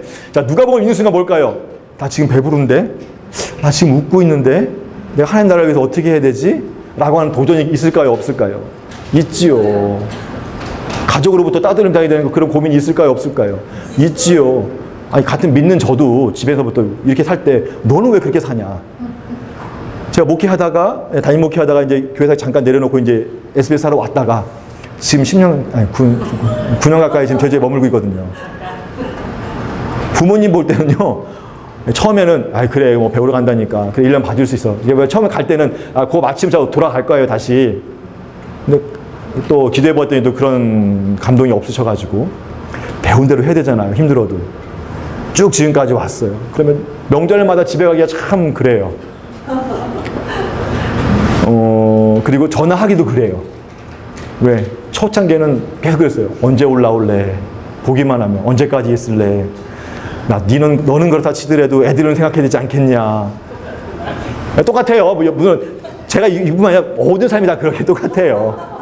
근데 왜 제가 잘하고 있다는 게 아니라 전 이 삶을 살고 있음에도 불구하고 여전히 연약해서 넘어질 때 너무 많아요. 여러분들 제가 더 뭐 고결하고 뭐 더 귀하게 살다 이게 아니에요. 똑같아요 삶은. 근데 제가 얘기하고 싶은 건 뭐냐면 아니까 어쩔 수 없이 그걸 적용하기 위해서 그런 대가를 지불하자는 거예요. 아니 똑같단 말이 아닌데요. 네. 그런 말을 저희 보호하니까 똑같더라고요. 아니 제 얘기도 그런 얘기는 아니에요. 각자의 상황에 맞춰서 그런 어려움이 있을 수 있다는 얘기죠. 근데 어쨌든 원독자에게도 이런 도전이 있을 수 있겠고요. 근데 동일한 오늘도 우리도 마찬가지예요. 그러니까 교회에서 이런 거 잘 모를 때는 뭘까요? 그냥 주일날 예배 잘 드리고 뭐 봉사 한두 개, 성가대 서고 주일학교 봉사하고 식당 봉사하면 아유 신실하다. 근데 여기 와서 이런 거 배우잖아요. 여러분 고달파지는 거예요. 아니까 모르면 차라리 그냥 그 문화에 익숙하게 살 텐데 아니까 어떻게 해야 돼요? 이건 아니거든요. 자꾸 내면에 막 갈등이 생기잖아요. 내 생각도 갈등하지만 성령께서 양심을 통해서 어떻게 하는 거예요? 야, 너 좀 더 헌신해야 되지 않겠냐? 너 좀 더 기쁨을 해야 되지 않겠냐? 너 그런 삶의 태도도 아니지 않겠냐라고 뭐예요? 말씀하시잖아요. 그때 어떻게 됩니까? 물론 예적 갈등이 있긴 하겠지만 그럼에도 불구하고 순종하는 태도가 필요해요. 무엇을 통해서? 주님, 그렇습니다. 이 잔을 내게서 옮기지 마시고 옮기지 마시고 아니라 옮겨주시소 하지 않게 옮기지 마십시오라고 그냥 제가 기꺼이 하겠습니다. 하나님 나라를 위해서 제가 기꺼이 헌신하겠습니다. 근데 하나님 좀 힘드네요. 기쁨 주십시오. 하나님 힘드네요. 도와줄 사람 좀 도와주세요. 같이 이 마음을 사는 사람들 좀 붙여주세요. 동의자들 붙여주세요. 하나님 힘드네요. 뭐 좀 필요한 거 좀 채워주세요. 라고 그래 기도할 수 있겠죠. 자, 또 삼천포로 빠지네요. 자, 그러면서 그 뒤에 이제 하나님 나라의 백성의 삶이 뭐냐? 결국 이거예요. 이건 그냥 뭘까요? 예수 그리스도 말미암아 핍박받는 사건에 있는 제자들이 취해야 될 행동이면서 또 그 제자에게 복음을 들은 원독자인 데오빌로가 취해야 될 행동이고 또 오늘날 저와 여러분이 취해야 될 행동이에요. 하라. 사랑하고 선대하고 축복하고 기도하고 적감도 돌려대야 돼요. 주고 꾸어주고 후히 주어야 돼요. 그 다음에 대접하고 자비로운 자가 되고 용서하고 계속해서 주라고 얘기하세요. 하지 말라. 우린 거절하면 안 돼요. 뭐가 요청하면 오리를 가자면 심리 가고 속옷 달라 하면 겉옷 달라 하면 속옷도 주고 그 다음에 다시 달라 하지 마. 꾸어주고 나서요 이거 내 거야 줘 하지 말라는 거예요. 비판하지 말고 정죄하지 말라라고 말씀하고 있습니다. 자, 이게 뭘까요? 궁극적으로 얘기하자면 하나님 나라 백성의 삶의 모습이다라는 거예요. 이걸 한마디로 쭉 짜면 뭐가 될까요? 하나님을 사랑하냐? 그럼 그와 같이 이웃을 사랑해라 라고 하는 것을 우리가 볼 수 있겠죠. 그 사랑의 표현 방식이에요. 케이스 바이 케이스. 원수는 어떻게 미워해? 당연한 거죠. 근데 사랑해라. 우린 반대로. 이해하시겠습니까? 그래서 우리가 어떻게 삶을 살아야 될지. 누가에게 얘기하는 거죠. 누가가 다윗에게 너 예수 믿지? 그럼 너 이런 삶을 살아야 돼. 좀 부담스러운데? 야, 근데 하나님 나라 더 가치 있다. 그것 때문에 수많은 사람들이 죽기도 하고 매맞기도 하면서도 지금도 이 복음을 전하고 있어. 너 그거 알았으면 좋겠어. 너도 이런 삶을 살아라 라고 하는 당위성을 줄 수 있겠죠. 자, 어떤 맹인의 비유, 제자와 선생의 비유 이런 것들을 쭉 말씀하고 있는. 맹인이나 어떤 제자 선생님들 다 뭘까요? 영적 소경이었던 바리새인과 서기관들에 대한 비유라고 보시면 좋겠어요. 맹인이 맨도 인도할 수 있습니까? 없습니까? 없죠. 누가 그렇게 하는 거예요 지금? 진리를 구분하지 못하는, 예수님 말씀이 무엇인지 모르고 자꾸 대적하는 바리새인과 서기관 같은 이런 종교 지도자들이 지금 뭐라는 거예요? 맹인이라는 거예요. 자, 제자와 선생의 비유를 통해서 제자가 그 선생보다 높지 못하다. 청출하람이 있을 수 있을까요? 없을까요? 어려워요. 거의 없어요. 제자가 스승보다 나을 수 있어요? 없어요? 모르죠. 스승이 안 가르쳐주면 모르는 거예요. 그 스승은 누굴까요? 율법학자들, 서기관과 바리새인들이에요. 그럼 거기서 배우는 사람들은 누굽니까? 쟤들이잖아요. 지금 유대인 또는 유대교를 할 수 있겠죠. 나을 수 있을까요? 없을까요? 못 났죠. 계속 지금 그걸 비꼬고 있는 거예요. 티와 들보의 비유를 통해서 뭘까요? 자신 안에 있는 그 더러움, 그 들보는 보지 못하고 뭐예요? 자꾸 남의 눈에 있는 티를 보면서 뭡니까? 왜곡되고 비판된 삶에 대한 것들에 대해서 지금 책망하고 있는 것이라고 보시면 좋겠습니다. 똑같은 비유예요. 이건 궁극적으로 유대교와 기독교를 대조해서 얘기한다라고 보시면 좋겠죠. 그 다음에 제일 중요한 건 뭘까요? 듣고 행하는 자. 이런 사람이 지혜 있는 자고 이런 사람이 믿음이 있는 자다라고 하는 것을 설명하고 있습니다. 자, 좋은 나무, 나쁜 나무는 뭐로 한다? 열매. 그 열매는 뭐로 얘기하냐면 말이다라고 얘기해요. 그러니까 언행에 대해서 이야기하는 겁니다.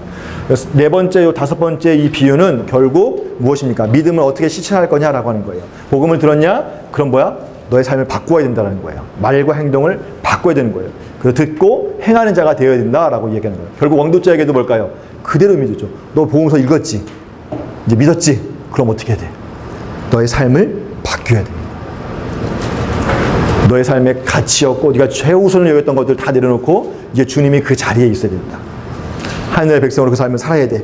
근데 네가 네 삶 가운데 가장 잘 실천할 수 있는 게 뭘까? 누가는 그걸 집어넣어놨습니다. 아무래도 재정인 것 같아. 나눔의 삶을 살아라. 섬김의 삶을 살아라. 라고 말씀하고 있습니다.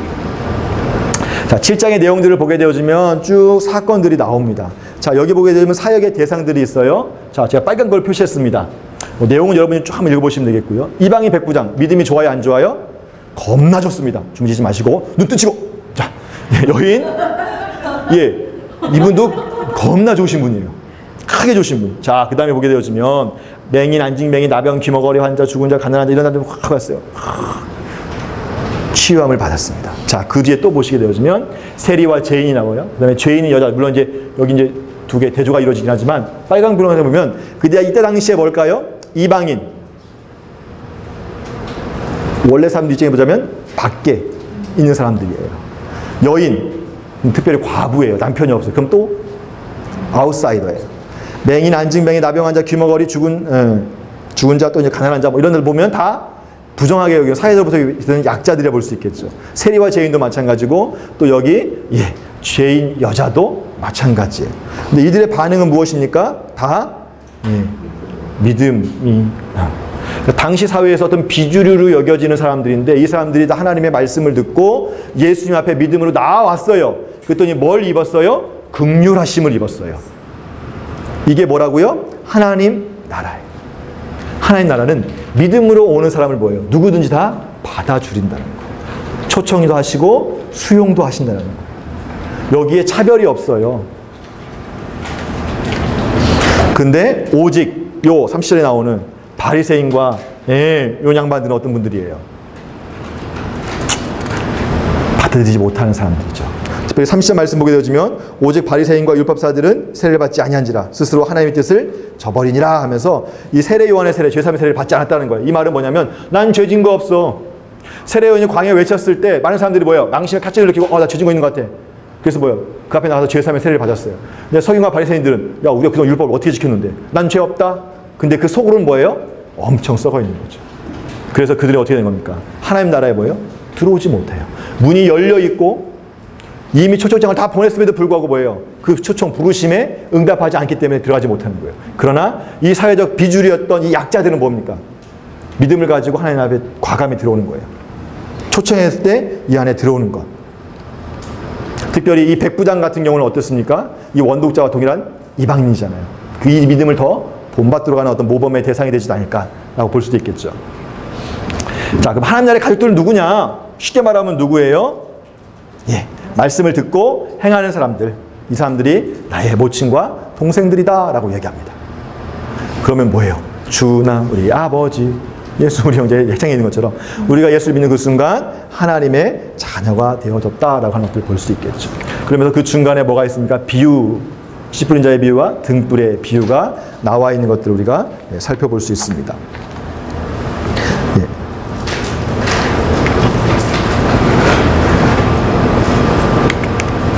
자, 그리고 나서 이제 기적과 권능도 계속 행하십니다. 풍랑, 거라의 군대 귀신, 우리가 마가복음에 배웠던 것처럼 창조주시다, 하나님의 아들이시다라고 하는 것들을 보여주고 있는 걸 볼 수 있죠. 하나님께서, 예수님께서 결국 무엇입니까? 예, 하나님이시다라고 하는 그분의 정체성에 대해서 말씀하고 있는 거죠. 계속해서 보는 게 반복되는 게 뭐냐면 제자들은 계속 여기서 모르고 있는데 귀신들은 앞에서도 마찬가지고 계속 예수님이 누군지를 명확히 알고 있어요. 영적 존재들은. 자, 회당장 사이에 혈루증 여인. 먼저 설명했기 때문에 제가 강조하지는 않겠습니다. 따라 내 믿음이 너를 구원했다. 예수님은 어떤 분이냐?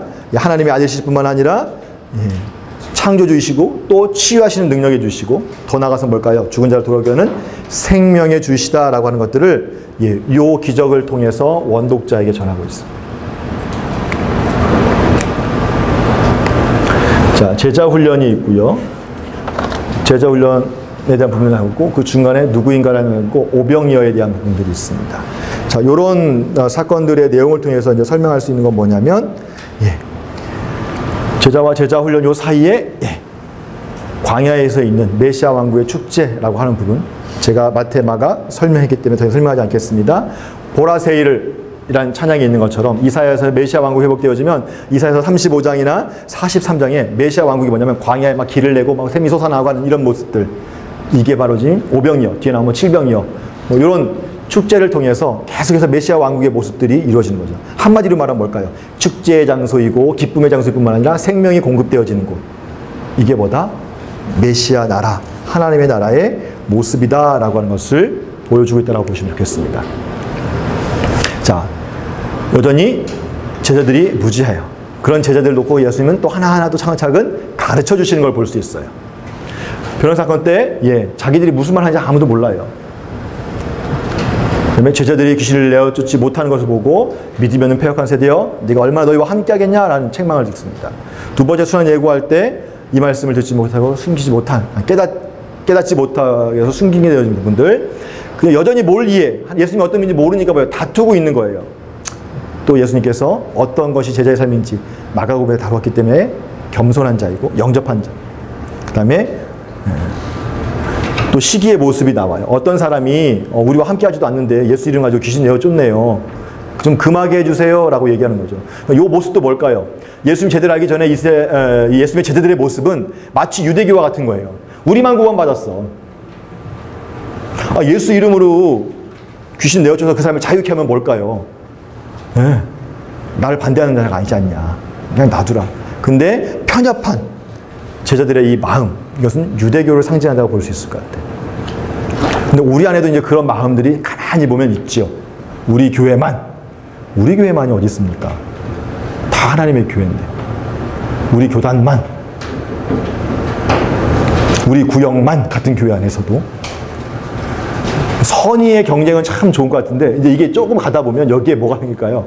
자꾸 우리 세상의 가치관들이 들어오니까 우리만으로 이제 되는 경우들도 있을 수 있다라고 하는 걸 볼 수 있습니다. 어쨌든 편협하지 않게 하는 것들. 근데 여전히 제자들은 예수님이 누구인지를 모르고 있는 것들을 볼 수 있어요. 자, 예수님께서 순환에 대한 것들을 이렇게 말씀하고 있는 걸 볼 수 있습니다. 그러고 나서 예수님께서 얘기하신 건 뭐냐면, 인자가 많은 고난을 받고 장로들과 제사장들과 서기관들에게 버림받아 죽임을 당하고 제3일에 살아나게 될 거야 라는 말씀을 하고 있습니다. 자, 여기 보게 되면 이게 뭘까요? 예수님께서 하시는 사역의 본질이 무엇인가에 대해서 설명하고 있는 말씀이에요. 뭘까요? 죽임을 당하는 거예요. 다시 말하면 속죄를 이루기 위해서 죽임을 당하시고, 문제는 뭘까요? 제3일이에요. 어떻게 되신다고요? 살아날 거다라고 하는 거예요.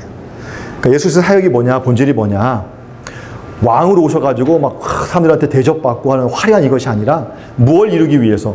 대속하고 부활하기 위해서.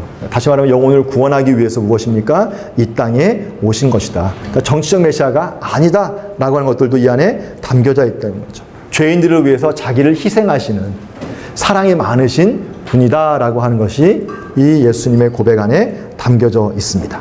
그리고 능력으로 보자면 죽음과 사망의 권세를 깨뜨리고 부활하시는 생명의 주다라고 하는 것이 이 고백 안에도 담겨져 있다라고 볼 수 있습니다.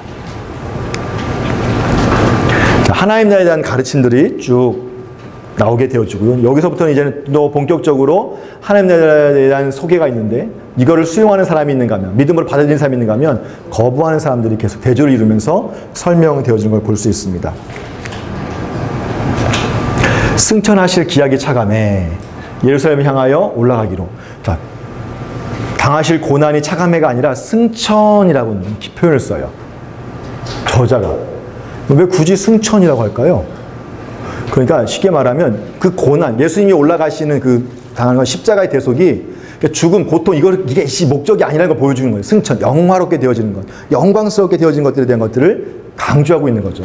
사람들이 볼 때는 우리가 이제 사순절 기간을 보내면서 고난 주간이니까 그 고난 너무 묵상하는데, 묵상해야 되지만 더 중요한 건 뭘까요? 궁극적으로 부활과 승천이에요. 고난은 그것을 위한 과정일 뿐이에요. 물론 그 안에 우리 대속을 위한 것이지만, 자꾸 고난 하지 마시고요. 고난 이후에 그분의 부활하심과 또 그분의 뭐예요? 승천, 승귀, 이 부분에 대해서 우리가 생각해야 되지 않겠냐. 또 하나는 뭘까요? 원독자가 이방인이잖아요. 십자가에 죽으러 올라간다 그러면 뭘까요? 조금 뭔가 깨름직해 보이잖아요. 그러니까 영광스러운 부분으로 또 설명하지 않았을까도 우리 해석해 볼 수 있어요. 어쨌든 예수님의 목적은 이 땅에 오셔서 죽으신 것으로 끝난 게 아니라 죄와 사망의 권세를 이기고 부활하시고 저를 함께 하시면 하나님 나라를 위임하시고 승천하셨다. 그 다음에 뭘까요? 다시 오신다라는 거죠.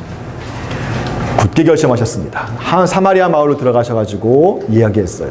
그랬더니 사마리아 사람들이 어떻게 했어요? 자, 내가 지나갈 때 예수님께서 예루살렘 가려니까 사마리아 길로 지나가면 지금 지름길, 빠른 길이에요. 근데 옛날부터 유대인의 관습이 뭘까요? 사마리아 사람들 이방인처럼 취급해가지고, 개처럼 취급해가지고, 부정하니까 그 지역에 앉아고 돌아갔단 말이죠. 근데 사마리아 사람들이 그동안 보니까 뭐예요? 유대인들 니네 맨날 지나가다가 예수 너는 뭐라고 우리 마을 지나가냐? 지나가지 마! 그런 거예요. 그럴 수 있죠. 우리 동네 오지 말라고. 그랬더니 뭐예요? 그걸 보고 야고보와 요한이에요. 여기도 제자들의 뭐가 있습니까? 편협함이에요. 아니, 아직 예수님이 누군지 모르는 거죠. 평화의 왕으로 오셨고 희생하러 올라가시는 분인데, 주여 우리의 불을 명하여 하늘로부터 내려 저들을 멸하니까 막 기분 나빠 막 이러면서 뭐예요? 파이어 한번 해주세요. 막 말씀만 해주면 파이어. 그러니까 예수님께 보시면, 이 모습은 원독자 입장에서 보자면 뭘까요? 굉장히 폭력적인 모습이에요. 길 지나는 허락 안 했다고 해서 능력 있다고 뭐 그 집에 불 받아 내려봐, 심판하라고 막 해봐요. 이 제자들이 아직 예수님이 누군지 모르는 거죠. 예수님께서 야고보 형 꾸짖으셨어요. 그러면서 함께 다른 마을로 갔어요. 자, 고난과 박해가 있을 때 제자들이 어떻게 했습니까? 주여 불을 내려주시옵소서, 천군 천사를 내려주시옵소서, 이렇게 하지 않았잖아요. 예수님이 그러셨던 것처럼 십자가에서 저들의 죄를 용서해 주십시오, 알지 못합니다. 사도들도 그렇게 기도하시고 또 그것을 피해 가셨던 것처럼 다른 마을로 가셨어요. 그런데 이 뒤에 보게 되어지면 다른 사본들에 의하면 요 구절이 좀 삽입되어 있는 것들이 있어요. 근데 요것 좀 내용을 좀 보충하는 것 같아서 한번 읽어드리겠습니다.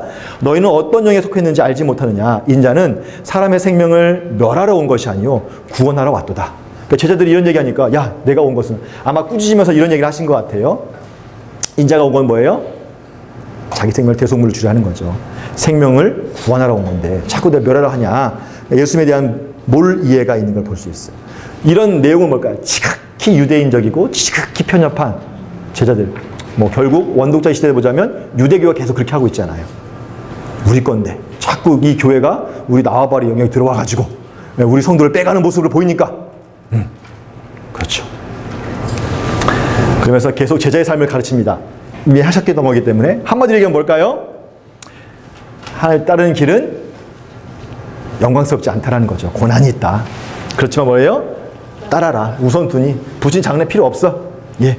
하나님 나라에 합당하지 않다. 우선순위를 두면서 뭘까요? 제자의 삶이 뭘까? 예, 따라야 된다라고 하는 것을 이 갈릴리로 올라가는 그 길가에서 쭉 말씀하고 있는 걸 볼 수 있어요. 동일합니다. 오늘날 이 땅을 살아가는 우리도 예, 예수님의 제자의 삶을 따라가는 삶이 무엇이냐? 현실에 우리가 안주하는 삶이 아니죠. 현실에서 어떤 영광을 누리는 삶은 아니에요. 여러분 교회가 또는 성도가 이 세상에서 영광을 누린다? 저는 한번 의심해 봐야 돼요. 이게 주께로부터 온 것인지 아니면 이제 사역으로부터 온 것인지. 교회는요 박해를 당해야 돼요. 요즘처럼 말고요. 사랑을 전함으로 말미암아 박해를 받아야 되고요. 복음을 전함으로 말미암아 박해를 받아야 돼요. 세상보다 더 낮은 수준의 어떤 행동과 사고 때문에 세상으로부터 욕을 먹으면 그건 있을 수 없는 일이죠. 왜? 여러분 고린도전서에 보니까 분쟁의 문제를 얘기할 때 뭘 해야 합니까? 교회가 예, 세상을 판단하고 주의 천사들도 판단할 존재가 성도들인데 니들이 왜 송사 문제를 가지고 세상 법정까지 나가냐라고 얘기하거든요. 그런 모습이 뭘까요? 우리가 현실에서 영광을 누리기 위해서 자꾸 뭔가 하고 있지는 않은지, 우리가 무엇을 결정할 때 굉장히 조심해서 그것들을 살펴봐야 돼요. 동기가 무엇인지, 또 과정과 결과에서 혹 다른 사람이 이것 때문에 소외되지는 않을지, 또 혹 이것 때문에 하나님의 영광에 가히우지는 않을지에 대해서 교회가 또 우리 성도들의 삶 하나하나가 그런 일들을 하게 되는 거죠. 그래서 이 장래 문제에 대해서는 뭘 얘기하는 겁니까? 예. 제자의 삶은 죽은 자를 장사하는 삶이 아니라 생명을 살리는 삶이에요. 여기에 안주하지 말고 우선순위를 두라라고 하는 것들을 볼 수 있겠죠. 자, 그리고 나서 이제 70인 제사가 파송되어집니다. 이 파송되어지는 장면 여러분 이미 마태와 마가에서 쭉 봤을 거예요. 이 빨간색으로 되어 있는 게 뭘까요? 전도여행의 목적이에요. 영접하면 어떻게 되는 겁니까? 차려놓고 먹어요. 마치 뭐랑 비슷하죠? 만찬과 비슷하고 잔치와 비슷하죠. 병자들을 고쳐요. 희년의 선포가 이루어지는 거죠. 뭡니까? 너희가 가까이 왔다. 하나님 나라를 전하는 거예요.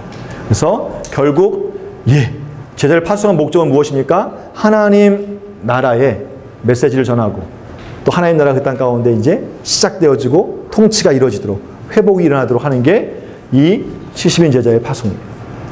이것이 이제 사도행전에서 그대로 드러나게 되어지고 그 결과로 원독자에게 복음이 왔고요. 그럼 원독자에게 뭐예요? 너도 예수를 구주로 영접하고 믿고 성령 충만함 받아서 이 사역을 뭐예요? 감당할 것에 대해서 말씀하고 있는 걸 볼 수 있습니다. 기본적인 전쟁의 수칙들은 이미 알고 있는 거고요. 하나님만 의지하는 거죠. 자, 그 다음에 쭉 이야기하는 겁니다. 선포할 게 무엇입니까? 하나님 나라가 가까웠다라고 이야기할 수 있어요. 요 지역 소돔, 고라신 뭐 이런 것들 쭉 얘기함을 통해서 그날에 거절할 사람들에 대한 이야기죠. 그날에 너희가 심판이 있을 거야, 거절할 사람들은. 근데 뭘 얘기하고 있냐면 지금 유대 지역에서 이방인 지역에서 만약 이런 복음을 전했으면 그들이 회개했을 텐데 니들이 회개하지 않았구나 하면서 유대인 지역에 있는 사람들에 대한 완악함에 대해서 이제 설명하는 거긴 하지만 결국 모아서 뭘 얘기하는 겁니까? 이방인에 대한 부분도 유대인보다 좀 더 이렇게 낮게 여기는, 좋게 여기는. 지금 뭐예요? 이 원청년 시대에 유대인들 또는 지금 복음을 전하고 있는 이 유대 팔레스타인 지역에는 철저하게 지금 거부하고 있다는 것들을 보여주고 있는 거죠. 그러면서 반대적으로 고라신, 벳세다, 소돔은 물론 심판을 받았던 지역이에요. 근데 여긴 뭘까요? 이방인 지역이에요. 구약의 관점으로 보자면 당연히 여기는 심판받아 마땅해요. 이방인이고 범죄 가운데 있었기 때문에. 예수님이 이 비유를 들면서 여기는 또 원독자에게 어떤 의미가 될까요? 지금 로마가 그렇겠죠. 이방인 지역이 이런 땅이겠죠. 근데 이 복음이 전해지면 어떻다는 거예요? 쉬울 거야. 회개할 거야. 원청 중에는 정했어요. 근데 그들 회개 안 했잖아요. 십자가에 못 박혀 죽으셨잖아요. 근데 지금 이게 이제 사도들에 의해서 지금 소돔과 고모라와 같은 요 땅에 뭐예요? 지금 복음이 전해졌어요. 그랬더니 어떤 일이 있었어요? 회개한 일이 있었어요. 근데 여전히 지금 유대교는 기독교를 박해하고 있는 상황이고. 자, 이제 그런 관점에서 이것도 우리가 볼 수도 있다라고 하는 겁니다. 자, 너희 말을 듣는 자는 내 말을 듣는 것이고, 너희를 저버린 자는 나를 버린 것이다. 나를 저버린 자는 나 보내신 이를 저버린 것이다. 이 말씀이 원독자에게 또 어떻게 다가올까요? 다른 복음서도 동일한 메시지를 전하고 있지만 어디서 더 많은 것들. 다시 말하면 너희 말을 듣는 자. 지금 누가 듣고 있습니까? 원독자가 듣고 있죠. 그럼 어떻게 된다는 거예요? 예수의 말씀을 듣는 거구나. 그것은 결국 또 뭐예요? 예수님 보내신 하나님을 내가 믿는 거구나. 아까 족보 얘기했던 것처럼 그럼 내가 하나님의 자녀니까 당연히 난 하나님의 말씀을 들어야겠지라고 하는 것도 요 안에 담겨 있지 않을까라고 우리가 한번 볼 수 있을 것 같아요. 다시 말하면 예수 그리스도의 제자들이 전했던 이 복음을 듣고 믿고 받아들이는 것이 뭐예요? 하나님의 나라의 백성이 됐냐 안 됐냐의 결정이 되어지는 것이죠. 그래서 지금 현재인 이 데오빌은 뭐예요? 하나님 나라의 이 복음, 제자로부터 전해드는 복음, 지금 누가가 쓰고 있는 이 복음을 뭐예요? 받아들여야 되는 거예요. 자, 보고 귀신을 우리가 항복하더이다. 신원의 해, 메시아 왕국이 지금 이루어지고 있는 거예요. 자, 예수님 말씀하세요. 귀신들이 너희 항복하는 걸 기뻐하지 말고 너희 이름이 하늘에 기록된 것으로 기뻐해라 라고 말씀하고 있어요. 그러니까 귀신이 나가는 것, 귀신 추출 능력은 우리가 내 능력이 나가는 게 아니라 당연히 무엇입니까? 하나님 백성에게 주어지는 특권인 거예요. 이건 기뻐할 게 아니라는 거예요. 당연히 이건 있어야 돼요. 이게 없으면 뭐예요? 의심해 봐야 돼요. 내가 구원받았나? 좀 극단적으로 얘기하자면. 제자 파송했어요. 나가서 복음 전했는데 치유가 일어나지 않아요. 그럼 의심해 봐야 돼요. 내 믿음이 있나 없나.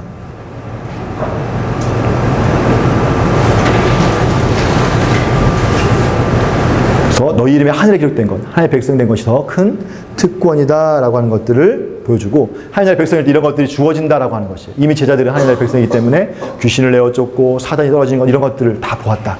이게 교회가 갖고 있는 특권이다라고 하는 걸 볼 수 있어요. 자, 예수님께서 말씀하신 것, 쭉 볼 수 있겠죠. 자, 너희 보는 것을 보는 눈이 복이 있도다. 너희 보는 것, 지금 이런 것들이죠. 이런 것들을 지금 누가 봤어요? 원독자가 보고 있어요. 누굴 통해서? 제자들의 복음을 통해서, 복음 증거를 통해서 어둠의 권세가 점점 물러나고 로마 제국 안에 교회 영향력들이 파급되어지는 걸 보면서 어둠의 세력들이 물러나는 것들을 그들이 지금 보고 있는 거죠. 그것이 복되다라고 이야기하고 있습니다. 물론 예수님을 통해서 그 일이 이루어진 것을 얘기하지만 원독자에게는 예수님의 그 복음 증거를 통해서 그 일들이 이루어지고 있다라고 하는 것을 다시 한번 설명하고 있다고 볼 수 있습니다. 하나님 들어가는 방법, 다른 것이 아닙니다. 한마디로 얘기하면 뭘까요? 하나님을 사랑하고요, 자비를 베풀라. 이웃을 사랑하라는 얘기죠. 너무나 잘 알고 있는 내용 아닙니까? 율법사가 물었어요. 이웃에게 누구입니까? 그때 이제 사마리아인의 이제 비유를 들어가지고 질문하는 거죠. 유대인들이 생각할 때 뭘까요? 당연히 제사장, 당연히 뭐예요? 레위인. 근데 사마리아에 나오니까 뻘쭘한 거예요. 그리고 그들이 이해할 때 제사장, 레위인들은 뭘까요? 강도 만난 사람을 뭐예요? 도와주고 싶어도 도와줄 수 없어요. 왜? 율법을 어기는 거가 되기 때문에. 아마 이 사람들이 안식일을 지키기 위해 가는 거라고 한다면 제사장들 그 레위인들이 집리하기 전에 부정한 사람 접촉하면 하루 동안 부정해지거든요. 그러니까 도와주고 싶은 마음이 있다 할지라도 뭐예요? 못 도와주는 거예요. 근데 이건 바꿔 얘기하면 뭐가 될까요? 율법의 그 본질을, 생명을 귀히 여기는 그 본질을 이해하지 못한 거죠. 그러니까 이 사람도 아는 거예요. 사마리아 사람. 누가 네 이웃이냐? 선한 사마리아 사람입니다 라고 얘기해야 되는데 차마 유대인 입에서 그 말을 못하니까 자비를 베푼 자입니다. 조금 우습죠. 가서 너도 이와 같이 해라. 이게 원독자들에게 얘기하는 거예요. 동일하게 하나님의 백성이 누구인가에 대해서 말씀하고 있는 걸 볼 수 있습니다. 자, 그 다음에 마르다와 마리아에 대한 요 사건이 나오죠. 우리가 뭐 늘 이 말씀하실 때 마르다가 좋냐 마리아가 좋냐라고 뭐 얘기하잖아요. 그리고 가끔 보면 이제 마리아는 칭찬받고 막 마르다는 막 괜히 이랬다가 혼나고 막 그래요. 그래서 막 교회도 보면 여선교회 마르다 회, 마리아 회 이렇게 하잖아요. 안나 뭐 이렇게 저희 교회도 이렇게 있는데 마르다 하면 제일 젊은 사람들이에요. 저희 교회는. 그 1세대가 이제 마리아, 안나는 이제 최고령, 은퇴하신 권사님들 이렇게 막. 그래서 마르다가 정말 마르다처럼 일해요, 교회에서. 근데 여기서 얘기하고 싶은 건 뭐냐면, 분주하는 거예요. 마음이 분주한 것. 포인트는 이거죠. 말씀을 듣느냐, 분주하냐. 이게 행동이 잘못됐다는 게 아니라, 정말 집중하는 그 마음은 알겠는데, 정말 더 중요한 게 뭐냐. 결국 이건 마리아의 얘기는 원독자를 지칭한다, 이렇게 보시면 좋겠죠. 주의 말씀 앞에서 그 듣는 것. 지금 이 복음을 듣고 관심을 갖고 계속 듣는 것. 이게 더 가치 있는 것. 좋은 편이다 라고 얘기하는 거예요. 왜냐하면 마음을 뺏기면 안 되니까. 분주함을 인해서 말씀을 듣는 것. 뺏기면 안 되니까. 너도 마찬가지라고 지금 얘기하는 거예요. 그리고 주의 발 앞에 앉았다라고 하는 건 뭘까요? 관용적 표현도 됩니다. 누구누구 앞에 앉다라는 표현은 뭐냐면 그 사람의 제자가 되다라는 뜻이에요. 그러니까 마리아는 제자처럼 앞에 들어서 뭐예요? 그 가르침을 듣는 거예요. 그러니까 이게 헬라 문화에 익숙한 사람들 입장에서 보자면 당연히 이게 맞는 거지. 스승을 모셔놓고 물론 대접하는 건 좋긴 하지만 그런 뉘앙스지 봉사하지 말라 뭐 이렇게 여러분 적용하시면 안 돼요. 자, 기도문입니다. 그러니까 우리가 주기도문 봤을 때 일용할 양식에 대한 부분들, 예. 기도의 내용들 쭉 보시게 되어지고요. 그러면서 주기도문을 가지고 예수님께서 이전에 기도했다는 것들을 아까 살펴보았죠. 기도하시고 나서 그 기도의 모습이 너무 좋아가지고 제자들이 어떻게 기도할까요? 할 때 기도의 모범이라고 보시면 좋겠고요. 마태복음과 동일하게. 자, 그 다음에 계속해서 기도에 대한 가르침이에요. 떡 세 덩이를 구하는 벗의 비유와 아버지의 비유를 통해서 무엇입니까? 간청하는 기도. 그래서 어떻게 기도해야 되느냐? 구하고 찾고 두드려라. 간청해라. 그럼 무엇입니까? 하나님께서 주실 것이다 라고 얘기하는 거예요. 주실 줄로 믿고 뭐예요? 구하라. 하늘아버지께서 구하는 자에게 뭘 주신다고요? 성령을 주신다라는 거예요. 아무리 악한 자도. 그러니까 뭘 구하라고 얘기하는 거예요? 지금 원독자에게. 기도를 통해서 성령을 구하라. 우리도 성령을 구하잖아요. 그럼 그 어떤 것보다 우리가 제일 먼저 구해야 될 게 뭘까요? 네, 성령 하나님. 하나님 나와 함께 해주십시오 라고 하면 돼요. 우리가 자꾸 성부, 성자, 성령을 이렇게 구분해가지고 이렇게 제가 옛날에 그런 생각 참 많이 했거든요. 성부 하나님을 위해서 좀 각 잡고 계신 분, 근엄하신 분, 성자 예수님을 위해서 희생하시고 중보하시는 분, 성령 예수님은 시다바리. 주무시면 안 됩니다. 눈을 뜨시고. 왜냐면 내가 뭐가 필요할 때 막 파이어 해가셔가지고 나에게 능력 주시는 분으로. 그래서 내가 딴 데는 구하지도 않아요. 그러다가 뭔가 기도하거나 뭔가 문제 있을 때만 성령님. 가만히 제가 보니까 그랬어요. 제 삶에. 기도할 때 패턴을 보니까. 이 세 개를 막 구분해가지고요. 하나님 조금 멀리 계시니까 조금 가깝게 멀어. 제 육신의 아버지가 좀 근엄하신 분이어가지고 제가 아버지와 좀 거리가 있거든요. 그러니까 하나님 아버지도 좀 거리감이 있으셔. 예수님은 좀 친구 같으셔. 근데 이분은 위에 계시니까 그래도 좀 그래. 성령 하나님은 좀 내가 볼 때 좀 만만해 보이셔. 늘 이렇게 필요할 때마다 주님 주셔야겠습니다. 능력을 구하고 이용하는 거죠. 가만히 보면 제 안에. 제 사역을 위해서, 제 뭔가를 위해서. 근데 여러분 그렇지 않더라는 거예요. 삼위일체. 우리 그렇게 고백하잖아요. 성부, 성자, 성령 한 하나님이세요. 그 하나님이 함께 하신 거죠. 존경한 편. 그래서 주신 이 결국 뭘까요? 하나님을 구한다는 것은 하나님 나라를 구하는 거죠. 하나님 내 안에 계시면 그분이 나를 다스리실 거 아니에요. 그분의 임재 가운데 있으면 그분의 뜻과 그분의 생각, 그분의 움직일 거 아니에요. 얼마나 귀하고 가치 있는 겁니까? 날마다 우리 기도함을 통해서 우리의 삶 가운데 하나님이 인도하시도록 또 내 생각 가운데 세상의 가치와 기준이 아니라 하나님의 생각과 가치와 기준을 주셔서 그런 삶을 살아갈 수 있도록 계속해서 성령의 도우심을 구해야겠죠. 자, 그럼 하나님 나라에 들어가는 자, 주님과 함께하는 자가 누구냐라는 부분을 계속해서 이제 가르침을 통해서 사건 가운데 가르침을 통해서 얘기합니다. 그리고 빨간 것만 보시면 돼요. 주님 나라에 함께하는 사람들 누구냐? 취함을 얻은 자, 믿음으로 반응한 자가 되겠죠. 그래서 이미 하나님의 손을 힘입어서 귀신을 쫓아낸 자, 믿음을 가지고 이 일을 이룬 자는 이미 하나님 나라가 임한 자라고 표현해요. 하나님의 말씀을 듣고 지키는 자가 뭐예요? 하나님 나라에 들어가는 백성이 된다는 거죠. 요나처럼 무엇입니까? 믿고 회개하는 자. 또 뭐예요? 이 지혜로운 말씀, 구원의 말씀 드리려고 주님 앞에 나오는 자, 믿음으로 나오는 거죠. 회개한 느느웨 사람이죠. 그러니까 믿고 믿음. 자, 제가 설명하지 않겠습니다. 영적으로 하나님 나라가 어떤 것인지 볼 수 있는 사람. 이런 사람들이 무엇입니까? 하나님 나라에 들어갈 수 있는 사람이겠죠. 안에 있는 것으로 구제하는 사람. 자기 안에 있는 것을 가지고 하나님. 반대적인 것도 우리가 볼 필요도 없어요. 묵상도 하지 마세요. 이런 사람들은. 볼까, 담을까 겁나니까 이런 분만 보시면 되겠습니다. 네. 그리고 뭐예요? 예, 지옥에 던져 넣을 권세를 가진 자를 두려워하는 자. 그러니까 하나님을 경외하는 자가 하나님 나라 가운데 들어갈 수 있는 자다. 주를 시인하는 자. 이런 사람들이 하나님 나라의 백성이 될 수 있다. 한마디로 얘기하면 뭘까요? 어려움과 역경이 있다 해도 환난과 시험을 견디는 자라고 볼 수 있겠습니다. 삶의 유적을 보자면 탐심을 물리치는 자, 그의 나라를 구하는 자, 소유를 팔아서 구제하여 낡아지지 아니하는 배낭을 만드는 자. 한마디로 말하면 보물을 땅에 쌓아두는 게 아니라 하늘에 쌓아두는 자라고 우리가 볼 수 있겠죠. 허리에 띠를 띠고 등불을 켜고 서 있는 사람, 마치 뭐예요? 주님의 오실 그것을 준비하는 것처럼 깨어있는 사람이죠. 인자를 기다리고 준비하는 사람, 그러면서 지혜 있고 진실한 청지기처럼 뭐예요? 종들에게 자기 것들을 나누어 줄 수 있는 사람. 이런 사람들이 뭘까요? 주님과 함께하는 자, 하나님 나라의 믿음으로 들어갈 자다라고 이야기할 수도 있습니다. 또 그런 사람들의 삶의 모습은 뭐가 있어요? 집에 분쟁이 있어요. 왜? 복음 때문에 형제 자매들 어려움이 있을 수밖에 없는 거다라고 볼 수 있겠죠. 자, 하나님 나라 이렇게 지키고 수용할 것에 대해서 계속해서 말씀하고 있는 걸 볼 수 있습니다. 자, 시간이 없으니까요. 좀 건너뛰어서. 자, 제자의 삶 뒤에 보게 되어지면 이런 걸 잃어버렸다가 다시 찾는 것에 대한 비유의 말씀이 15장에 나와요. 죄인과 서기관과 바리새인들이 서로 대조를 이루면서 서로 막 의견적인 부분이 나오는데 이 둘을 싸고 있는 부분이 있는데, 자, 잃어버린 비유, 잃어버린 양 100마리 중에 1마리, 10개 중에 하나, 2개 중에 하나. 점점 어떻게 됩니까? 가치가 커져가요.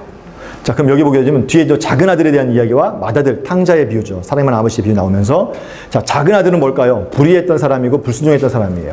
마치 세리와 죄인 같은 사람들이죠. 근데 큰 아들은 누굴까요? 순종한 것처럼 보이지만 바리새인과 서기관처럼 유대인 같은 사람이에요. 동생이 돌아왔으면 어떻게 될까요? 기뻐해야 되는데 재산 나눠줘야 될 것 같고 자꾸 아버지가 쟤만 이뻐하는 것 같아가지고 못해요? 원망하고 불평하죠. 그 모습이 뭐예요 지금? 요 바리새인들이에요. 자, 동족 가운데 이방인을 차치하더라도 원청중 시대 가운데, 예수 당시 가운데 동족이 병 가운데 있었어요. 귀신 가운데, 괴롭힘 가운데 있었어요. 나오면 어떻게 해야 돼요? 하나님을 찬양하고 기뻐하고 축제를 벌려도 마땅한데 이게 법을 어겼네? 이게 가당키나 한 일이야? 율법을 어겼네 하면서 뭐예요? 자꾸 밀어내고 있는 거예요. 그러니까 예수님의 관심, 하나님의 관심은 뭐예요? 이렇게 잃어버린 자, 잃어버린 거. 그래서 이와 같이 죄인 하나가 회개하면 뭐예요? 기쁘다, 기쁘다, 즐겁다라고 얘기하는 거예요. 이 비유의 말씀은 결국 원독자에게 뭘 줄까요? 아, 내가 하나님을 믿고 의지하고 회개하고 주 앞에 나아가면 아, 주님이 기뻐하실 거야. 그러면 우리 복음성화 가운데 예수 이름이 온 땅에 있잖아요. 하나님 기뻐 춤을 추시네. 저는 그 표현이 너무 귀한 것 같아요. 처음에 그거 생각할 때 막 우리도 막 춤추면서 예배했는데 그냥 처음에 머무를 때 막 하다가 나중에 가사 생각하면서 볼 때 야, 하나님이 어떤 춤을 출까? 테크노를 주실까? 디스코를 주실까? 뭐 브루스나 지루박 삼박을 할까? 어떤 막 춤 추실까? 근데 그 춤이라는 건 뭘까요? 너무 기쁜 아버지 어떻게 하지 못하면 처음에 우리가 기쁠 때 어떻게 해요? 우와! 근데 이 기쁨이 와로 끝나는 게 아니에요. 골 넣으면 와 하고 식어져요. 근데 이게 계속되면 어떻게 되는 거예요? 이겨버리면 월드컵 때 기보세요. 밤새도록 막 빵빵빵 하고 돌아다니고 막 확 하는 것처럼 축제가 되는 거잖아요. 잃어버린 영혼이 돌아올 때 하나님이 뭐예요? 그런 축제의 나라가 되어진다라고 하는 것을 이 안에서 설명하고 있다라고 보시면 좋을 것 같습니다. 그래서 예수님이 오신 목적은 뭘까요? 잃어버린 자를 찾아서 구원하기 위해 오신 거예요. 그 잃어버린 자가 누굽니까? 원독자 데오빌로예요. 그리고 오늘날 저와 여러분. 그래서 복음이 지금 여기까지 왔잖아요. 지금도 여전히 뭘까요? 우리 주변에는 잃어버린 자들이 있어요. 지금도 여전히 주님께서 찾기를 원하시는 사람이 있어요. 주님이 영혼을 사랑하셔서 자기 아들을 주신 것처럼 우리도 제자라고 한다면 그 마음을 담아서 뭘까요? 이 잃어버린 자를 찾아향해서 우리의 시선과 우리의 마음이 나가야 돼요. 여러분 안에 있다라고 한다면 여러분 가정 안에서 한번 찾아보시고 또 여러분 직장이나 또는 회사 안에서 그런 잃어버린 자를 찾아서 나갔으면 좋겠습니다. 여러분 그런 마음이 잘 안 생긴다라고 한다면 좀 저는 하나님께 구했으면 좋겠어요. 하나님, 제가 우리 어머님들, 자매님들 같은 경우는 아이를 임신하면 뭔지 아시잖아요. 우리가 보통 태신자라는 표현을 쓰잖아요. 전도할 때. 그 한 아이를 낳기 위해서 어머니가 뱃속에서 10개월 동안 그렇게 그 사랑을 품고 태어나고 나서도 우리 여기 자매님 계신 것처럼 너무 축복합니다. 그 아이를 낳고 끝나는 게 아니잖아요. 또 계속해서 젖을 먹이고 기저귀도 갈아주고 그다음에 이제 죽을 먹을 수 있게끔 막 보살피고 어느 정도 청년이 될 때까지 그것을 알아주던 알아주지 못하던 어미는 뭐예요? 그 일을 하는 거예요. 주님이 우리를 그렇게 키우셨어요. 또 우리에게 또 주님이 그렇게 하기를 원하십니다. 여러분 건강한 사람은 뭘까요? 출산을 해야 돼요. 영적 출산을 해야 돼요. 내가 영적 출산을 못하고 있다 한다면 여러분 뭘까요? 점검해 봐야죠. 뭔가 내가 문제가 있구나. 옛날에 저희 선교동 교회 목사님이 그런 설교 하셨거든요. 요거 전도 얘기하시면서 이거 가지고 노개에 비유를 하셨어요. 늙은 닭. 노개. 예. 명개 말고 노개. 노개는 고기가 질기죠. 그래서 그 목사님 그 전도 얘기하실 때마다 노개가 되면 안 된다. 하나님 안에서 우리가 영적으로 사료만 축내고 막 이렇게 젊은 분한테 막 이렇게 쪽이나 하고 그렇게 하지 말고 교회에서 기도하면서 영적 출산을 위해서 기도하셔야 된다. 근데 저는 잃어버린 자는 이 비유가 보면서 간사님들이 이걸 이렇게 풀어주실 때 그렇구나. 그냥 당연히 이런 거 찾은 거라고 하는데 점점 뭐예요? 100분의 1, 10분의 1 퍼센테이지 높아져요. 1%, 10%, 50% 찾았을 때 가치가 있는 것. 우리에게도 이런 마음을 갖고 있어야 되지 않겠냐라고 하는 것들을 우리가 좀 도전해보고 살펴볼 필요가 있다고 생각합니다. 그다음에 불의한 청지기 하면서 하나님과 재물을 겸하여 섬길 수 없다라고 우리가 볼 수 있겠죠. 자, 그리고 그 뒤에 나와 있는 사건들은 우리가 조금 좀 살펴보시면 좋을 것 같고요.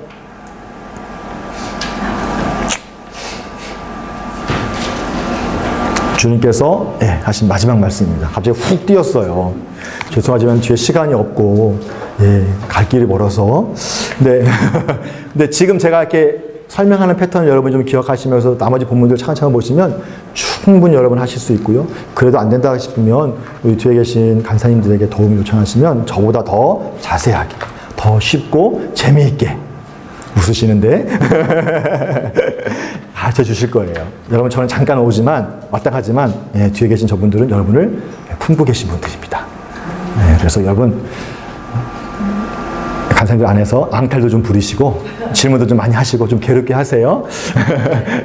자, 마지막 부탁하신 말씀이에요. 불하신 다음에 저희의 마음을 열어서 성경을 깨닫게 하셨다라고 말씀해요. 다시 말하면 믿음이 이제 보이게 했고요. 자, 이같이 그리스도가 고난을 받고 제3일에 죽은 자 가운데서 살아날 것과 그의 이름으로 죄사함을 얻게 하는 회개가 예루살렘으로부터 시작하여 온 족속에 전파될 것이 기록되었으니 너희는 이 모든 일의 증인이라. 이 말씀은 복음서 순서로 보자면 아직 이루어지지 않은 일인데 이미 이루어진 것처럼 말씀하고 있어요. 그리고 제자들에게 이 일의 증인이라고 얘기하는데 이 글을 읽고 있는 원독자에게 뭘까요? 너도 증인이야 라고 아마 얘기하는 것 같은 느낌이 저에게 듭니다. 그러면서 이야기합니다. 볼지어다 내가 내 아버지께 약속하신 것을 너에게 보내리니 너희는 위로부터 능력이 입힐 때까지 이 성에 머물라 라고 이야기합니다. 자, 능력 입힐 때, 자, 능력 입히는 조건은 뭘까요? 성령 임하시는 조건은 뭘까요? 머물러 있는 거예요. 머물러만 있으면 될까요? 아무것도 안 하고? 기도하는 거죠. 근데 우리가 이미 알고 있는 것처럼 사도행전을 보게 되면 기도했다라고 하지만 그 기도 앞에 뭐가 선행되어져야 될까요? 회개죠. 영적인 원리예요. 그러니까 저는 그 말씀 묵상하면서 여기 회개하는 말씀이 없었는데 어떻게 성령이 임했을까? 여러분, 우리가 초대교회에서 경험했던 경험이 있고 뿐만 아니라 우리 교회의 부흥을 경험할 때도 그랬고 제가 어렸을 때 부흥 사경할 때 제가 성령 충만함 받고 방언의 은사 받고 막 성령 체험할 때 어떤 경험이 있냐면요.